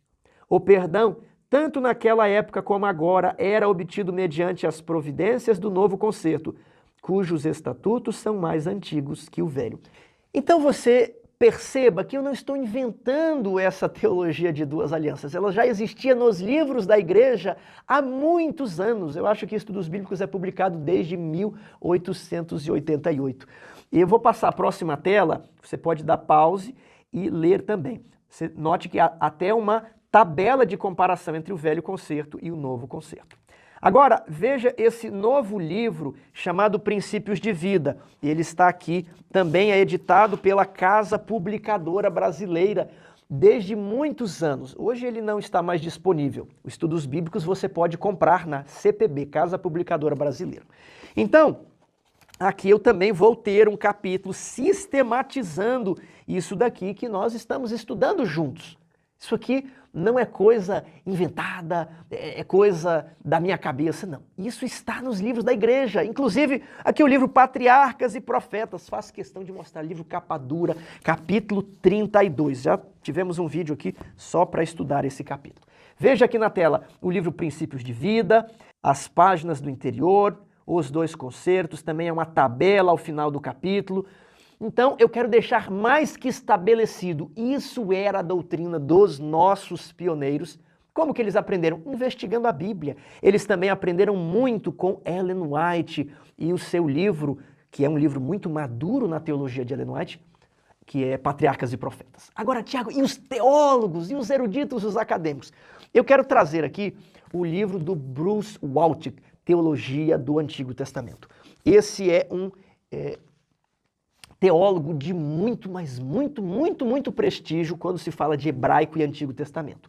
Você vê aí o livro dele na tela. E eu vou trazer alguns trechinhos do que ele escreveu. Eu não vou dizer que ele concorda em todas as linhas com o que eu estou expondo aqui.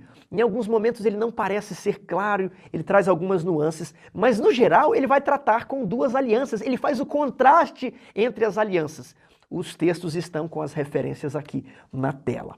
Veja só, a superioridade do governo da nova aliança estabelecida por Cristo em relação ao governo da antiga aliança estabelecida por Moisés é tão gritante que o melhor a fazer é acompanhar Jeremias e o escritor de Hebreus, que se referem ao antigo governo como a antiga aliança e ao novo governo como a nova aliança.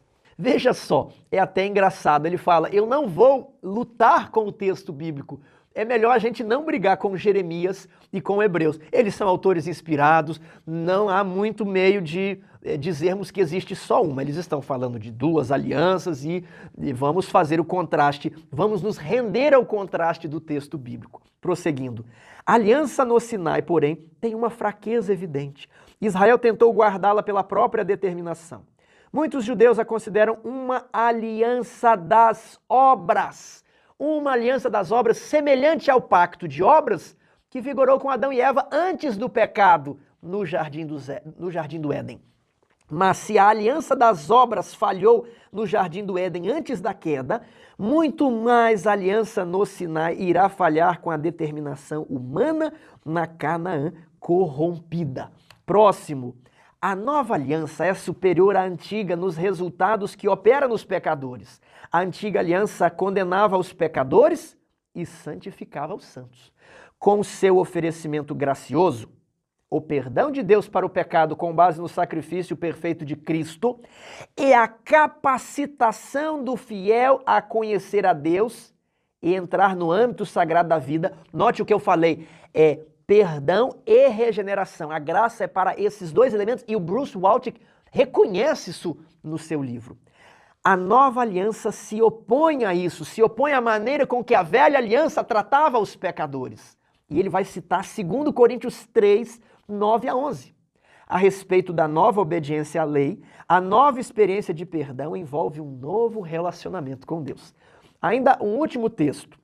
A antiga aliança foi estabelecida mediante a aspersão do sangue de touros sobre o altar e sobre o povo, mas o sangue de touros jamais poderia remover o pecado. O sangue dos animais prenunciava o sangue de Cristo, que estabeleceu a nova aliança. Jesus proclamou o cumprimento desse simbolismo quando, por ocasião da ceia, ofereceu o cálice dizendo: isto é o meu sangue, o sangue da nova aliança, derramado em favor de muitos para perdão dos pecados. Mateus 26, 28. A morte vicária e o sangue purificador de Cristo satisfizeram a Deus, de modo que ele pôde manter a justiça ao mesmo tempo em que estendia a misericórdia e o perdão a Israel, que havia quebrado a aliança.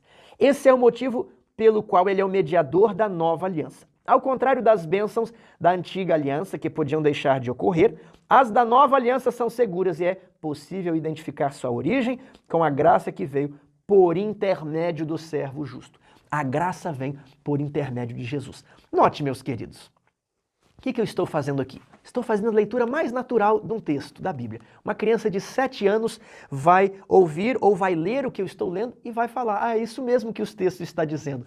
Uma pessoa simples, sem estudo, que não sabe hebraico, grego, que não sabe filosofia, que não estudou faculdade, ela vai compreender. É a leitura natural do texto bíblico. Aí eu falei, não é só isso. Ellen White confirma essa leitura. Aí eu mostrei livros da igreja, porque essa era a posição difundida no início do adventismo. E agora eu estou mostrando um teólogo que não é adventista.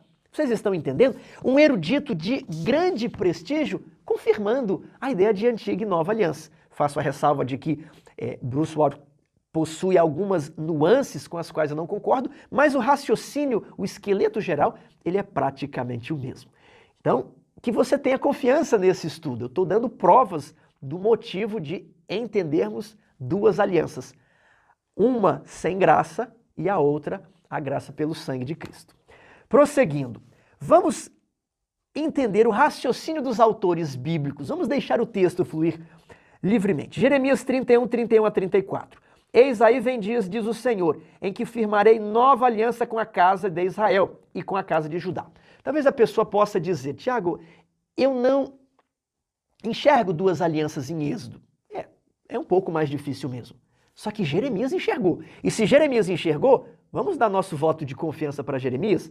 Olha, firmarei uma nova aliança com a casa de Israel. Não conforme a aliança que fiz com seus pais. Vai ser diferente. Não vai ser igual a aliança que fiz com seus pais no dia que os tirei do Egito e os levei lá no Monte Sinai. Não. Não conforme. Jeremias diz que é diferente. Então você tem que deixar o texto bíblico falar. Não pode espiritualizar. Não pode mudar o sentido por sua conveniência. Porque, não obstante eu os haver desposado, diz o Senhor, eles anularam a minha aliança. 33. Porque esta é a aliança que firmarei com a casa de Israel. Qual? Depois daqueles dias, diz o Senhor, na mente lhes imprimirei as minhas leis e também no coração lhes escreverei. Eu serei o seu Deus e eles serão o meu povo. Primeiramente, é prometido a regeneração. Eu vou pegar essa maquinaria que está aqui estragada, esses fios desencapados, esses circuitos elétricos no seu cérebro, e o Espírito Santo, ele vai ajudar, ele vai consertar tudo isso aqui, a fim de que a natureza divina, né, que você vai ser participante do Espírito Santo em sua mente, habilite a você guardar a lei, habilite a você guardar todos os mandamentos, habilite a você, como Abraão, andar na presença de Deus e ser perfeito, cumprindo todos os termos da aliança. Então, primeiramente, é prometido a regeneração. Olha, vocês estão vendo, vocês não conseguem cumprir, mas eu vou escrever a lei no coração de vocês. Hoje ela está escrita no livro, está escrita na pedra, mas eu vou escrever na mente e no coração, porque no livro fica lá, mas na mente e no coração o Espírito Santo vai acompanhar vocês em todos os lugares. Vocês serão capazes de obedecer. Mas, Senhor, nós já pecamos, todos pecaram. E Deus fala, e daí? Também haverá perdão dos pecados, é o verso 34. Não ensinará jamais cada um ao seu próximo, nem cada um ao seu irmão, dizendo, conhece o Senhor, porque todos me conhecerão. Antes a lei estava lá guardada ao lado da arca, os 10 mandamentos dentro da arca, e o sacerdote tinha que ler o livro da aliança para o povo. O povo se reuniu ali com Esdras e Neemias para aprender. Mas agora ele fala, na nova aliança, o Espírito Santo será o professor e ele estará no seu coração, na sua mente. Pois perdoarei as suas iniquidades e dos seus pecados jamais me lembrarei. Essa é a nova aliança que firmarei. Lembra lá de Daniel? Ele firmará uma nova aliança, firmará uma aliança com muitos por uma semana. Firmarei uma nova aliança, não conforme a aliança do Êxodo 24, não igual aquela não tinha perdão. Essa aqui vai ter regeneração e eu vou perdoar os seus pecados. Veja o contraste que eu vou fazer agora. É o contraste do texto bíblico. Talvez você vai dizer, eu não tinha percebido isso. Nós temos aqui o texto de Êxodo 23, 20 a 21.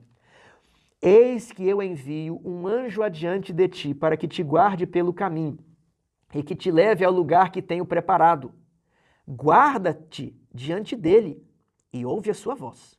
E não te rebeles contra ele, porque não perdoará a vossa transgressão, pois nele está o meu nome. Veja que há uma promessa de não perdão. Isso está dentro das instruções que Moisés passou ao povo. Aí em Êxodo 24 o povo fala, isso aí que está escrito no livro a gente vai obedecer. É isso aqui que foi escrito no livro. Não perdoarei a vossa transgressão. Agora contrasta isso com Jeremias 31. Eis aí vem dias, diz o Senhor, que firmarei uma nova aliança, não conforme, não igual àquela lá do Monte Sinai em Êxodo 24, não. Vai ser diferente, pois perdoarei as suas iniquidades. Aquela lá dizia, porque não perdoarei. A nova aliança diz, pois perdoarei. Meus amigos, uma criança consegue perceber essa diferença, né? Os autores bíblicos estão falando livremente, a Bíblia está sendo a sua expositora. Um texto está revelando a luz a outro texto. Isso é maravilhoso, isso nos traz alegria no estudo da Bíblia. Vamos em frente? Veja agora o Novo Testamento. O que os autores do Novo Testamento fazem? Em Romanos 9,4 está as alianças. Em 2 Coríntios 3, 6 a 14, nós temos a expressão nova aliança e a expressão antiga aliança. Em Gálatas 4:24 nós temos a expressão duas alianças e mais, ele vai acrescentar Sinai para uma aliança, que é Agar, que gera para a escravidão, porque não tem graça, você vira escravo, né? E ele fala, Jerusalém lá de cima é a nossa mãe.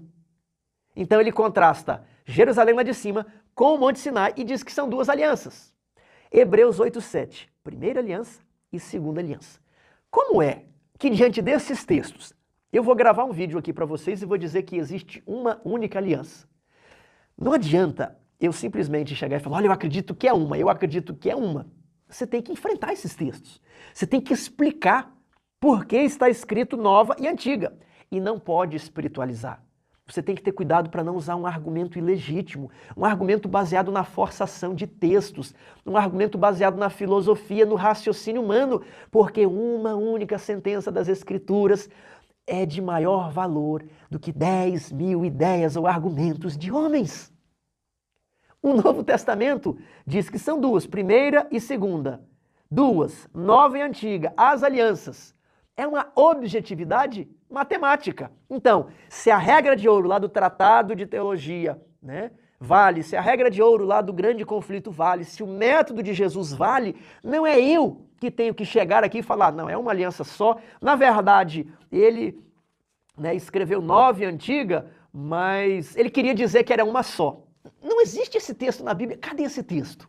Cadê o texto? Olha, existe apenas uma aliança. Na verdade, são duas, mas tudo é aliança de Abraão. Não existe esse texto na Bíblia. Não adianta você pegar um texto e ficar só com aquele e fechar os olhos para esses textos. Isso não é estudo sério da Bíblia. Isso é o uso de argumentos ilegítimos.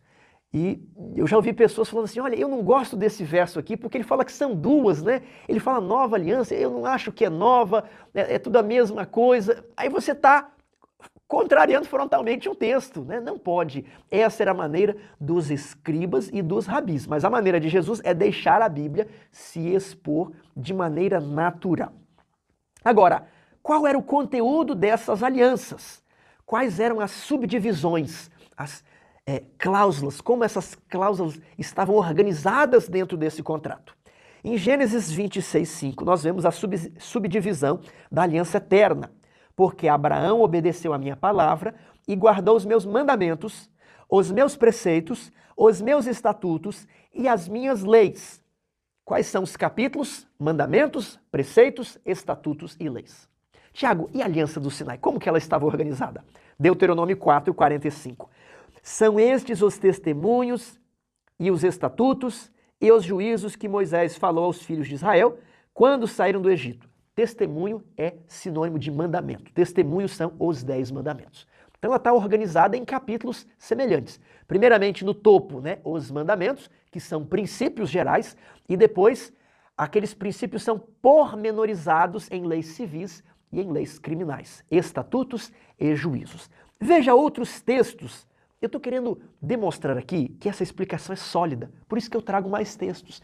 Eu quero dizer que os autores bíblicos em geral usam essa nomenclatura. A Bíblia não fica classificando em lei moral e lei cerimonial. Esse não é o raciocínio básico, não é a explicação do todo. A explicação do todo, existem duas alianças, as duas possuem mandamentos. Está aqui, o concerto do Sinai, ele possui mandamentos, estatutos e juízos. E o concerto da graça também possui mandamentos, estatutos e juízos. Só que esse aqui é escrito no papel, ele é limitado. Esse aqui não, ele é escrito no coração, ele é infinito. Ele serve para todas e quaisquer situações. Vejamos os outros textos que vão confirmar essa subdivisão.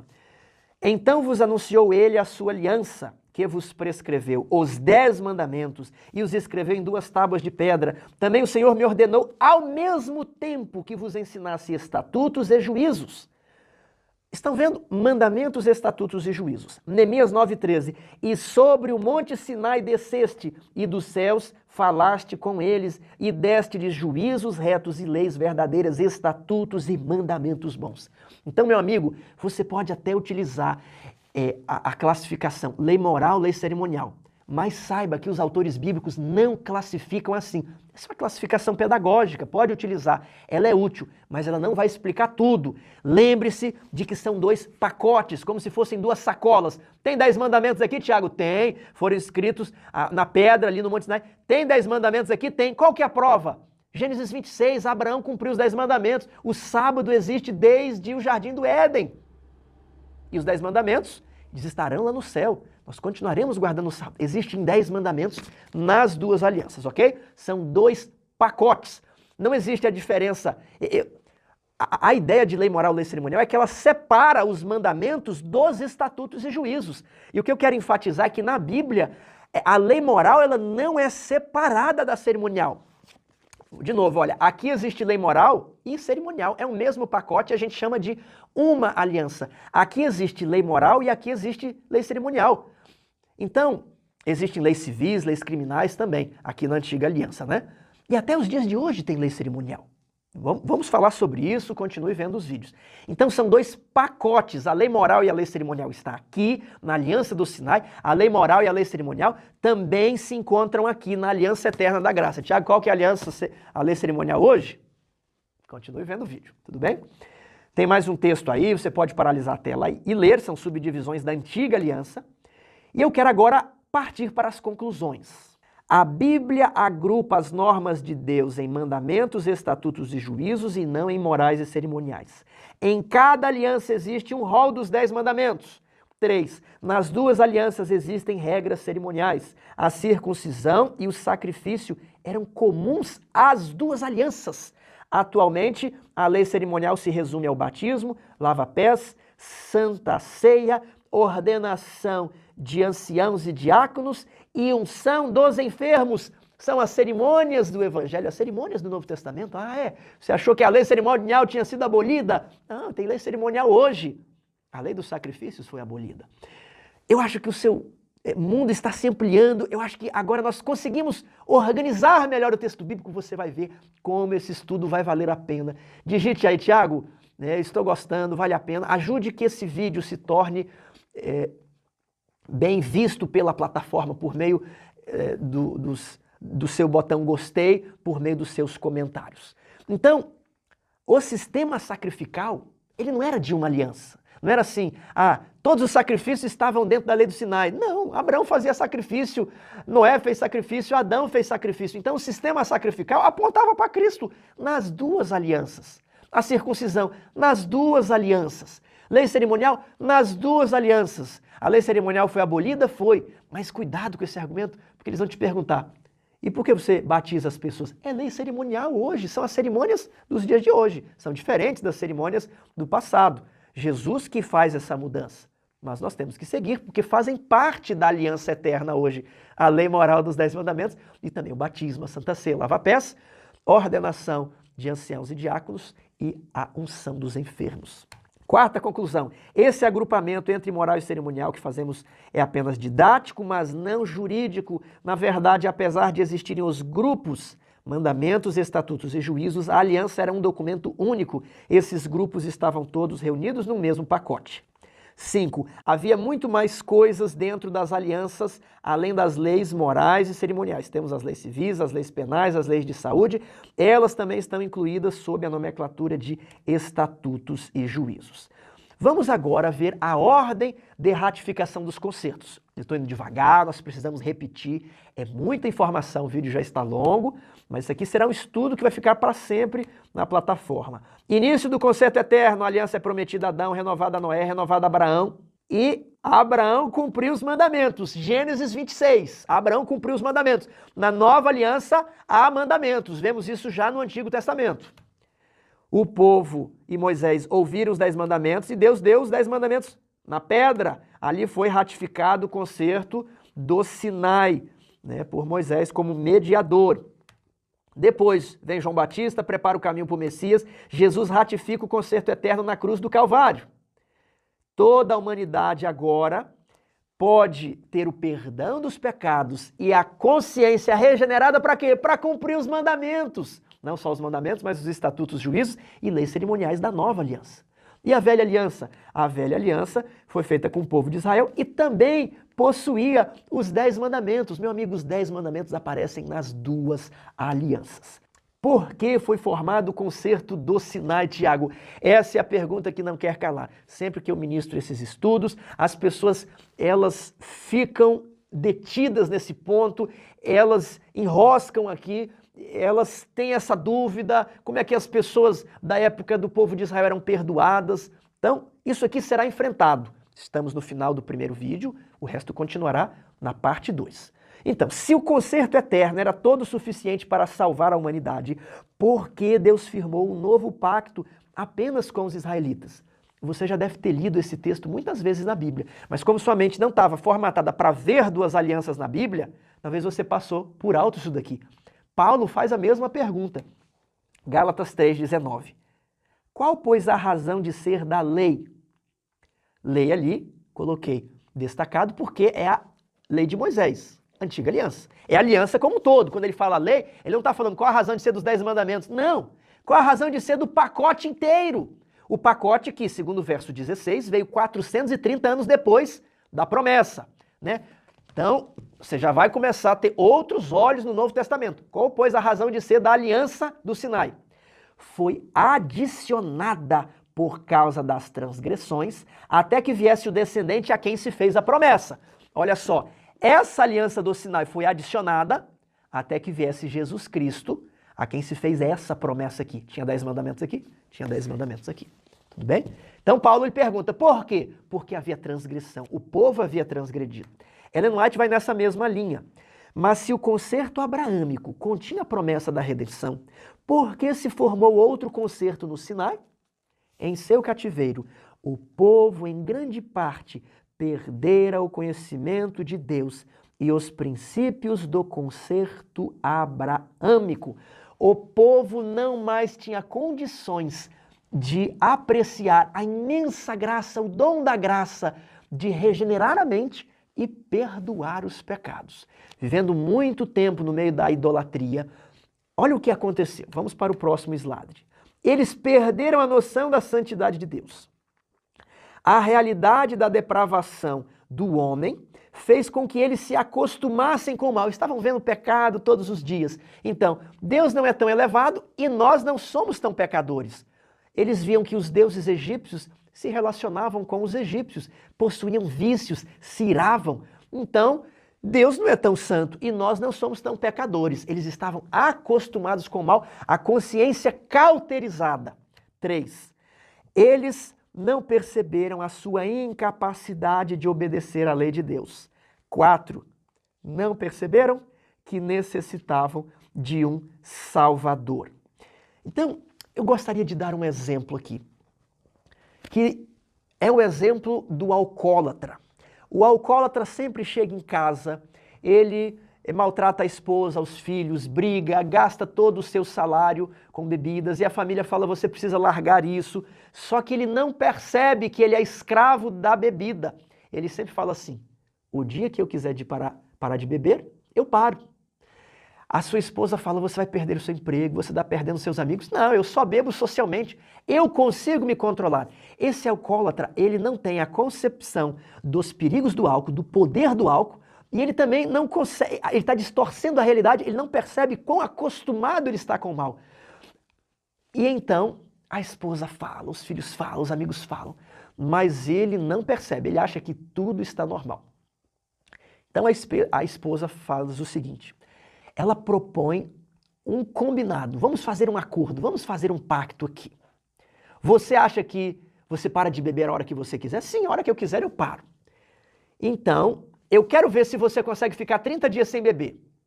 E o esposo, não percebendo o poder do álcool sobre o seu sistema nervoso, ele não percebendo quão acostumado, quão degenerado ele estava, ele entra em aliança com a sua esposa e fala, isso aqui vai ser tranquilo, eu vou parar de beber. O que é que eu ganho com isso? Se você não beber durante 30 dias, eu vou lhe dar um brinde, um carro novo. Agora, se você continuar bebendo, eu quero divórcio. E esse marido, eu vou mostrar para ela como é que eu posso obedecer. Ele não tem noção do perigo em que ele se encontra. E aí, passados-se alguns dias, ele volta para casa alcoolizado. E a esposa fala para ele: o que foi que nós combinamos?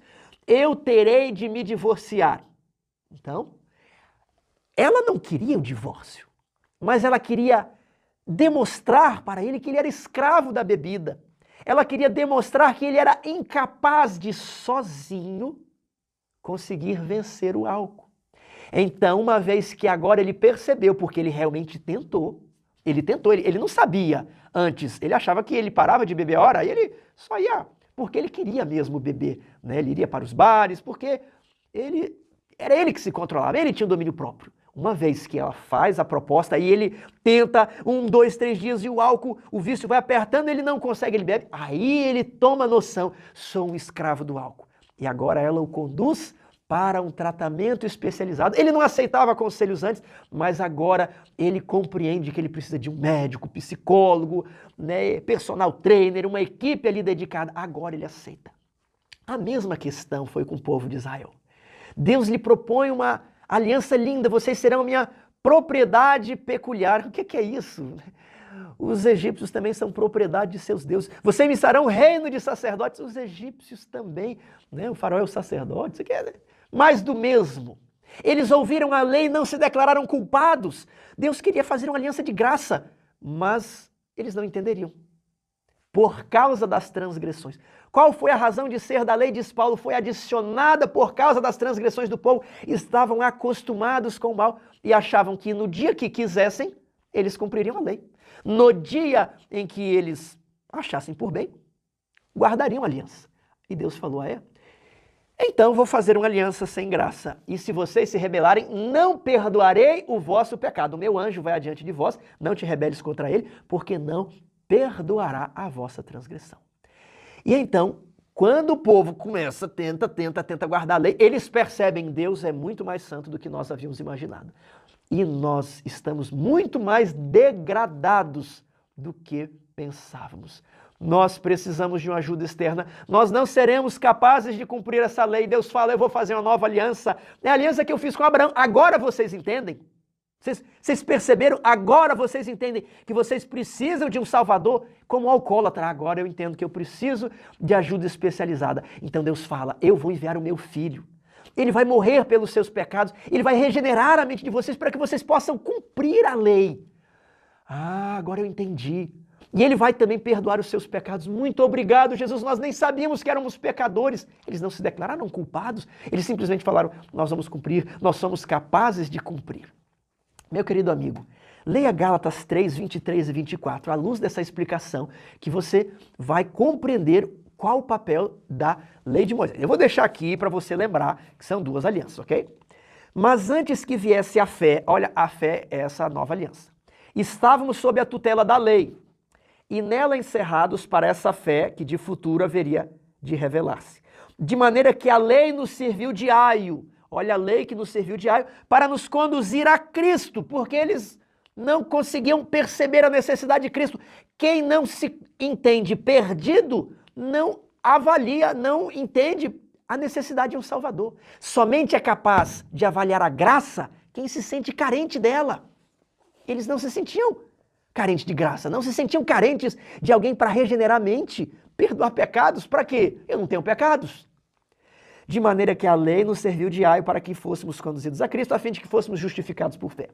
E agora Gálatas 4, 1 a 3. Digo, pois, que durante o tempo em que o herdeiro é menor, em nada difere de escravo. Está dizendo, o filho de uma pessoa rica, quando ele é criança, ele fica com um empregado e ele não tem muito direito, ele não pode mandar em muita coisa, ele é uma criança pequena. Ainda que ele seja senhor de tudo. 2. Mas está sob tutores e curadores, até ao tempo pré-determinado pelo Pai. Assim também nós, quando éramos menores, estávamos debaixo da lei de Moisés. Para quê? Para que fôssemos ensinados de que precisamos da graça. Toda vez que o povo pecava, Moisés intercedia. Não com base nessa aliança, ele não falava, mas o Senhor ali no Sinai fez uma aliança. Ele falava, olha, lembre-te do que o Senhor prometeu lá para Abraão, para Isaac. Lembre-te da tua aliança e perdoa o povo, porque nessa aqui não tem provisão de graça. Mas ela serve para mostrar ao povo de que eles não conseguiam obedecer sem o tratamento especializado e eles precisavam de graça para regenerar a mente e para o perdão dos pecados. Meus queridos amigos, nós chegamos ao fim da primeira parte da nossa exposição sobre as alianças. Aí nós temos o sinal do arco-íris. Toda vez que você olhar esse sinal, eu gostaria que você lembrasse que Deus quer perdoar os seus pecados, mas não apenas isso. Ele quer escrever a lei no seu coração. Talvez nós estamos nos relacionando com Deus da maneira como os israelitas queriam se relacionar. De uma maneira mecânica, apenas pelo que está escrito, querendo reservar o que é ponto de salvação e cumprir apenas aquilo o mínimo possível. Mas Deus quer um relacionamento vivo, Ele quer escrever a lei na sua mente. Então, apesar da lei de Moisés, da aliança do Sinai ter sido revogada, talvez algumas pessoas estão querendo viver no espírito da lei de Moisés, só o que está escrito no papel. Deus, Ele quer graça, mas não é só para perdoar os pecados, é para habilitar você a cumprir toda a aliança. Que você possa se apegar à mão de Deus, que você possa confessar os seus erros e hoje renovar a sua aliança, porque Jesus vai voltar. Ele vai levar para o céu salvação eterna, diz o livro de Hebreus, capítulo 5, verso 9, para os que obedecem. Que você se apegue a Cristo para perdão dos seus pecados e para a salvação da sua família. Eu espero você na parte 2 desse estudo. Que Deus o abençoe.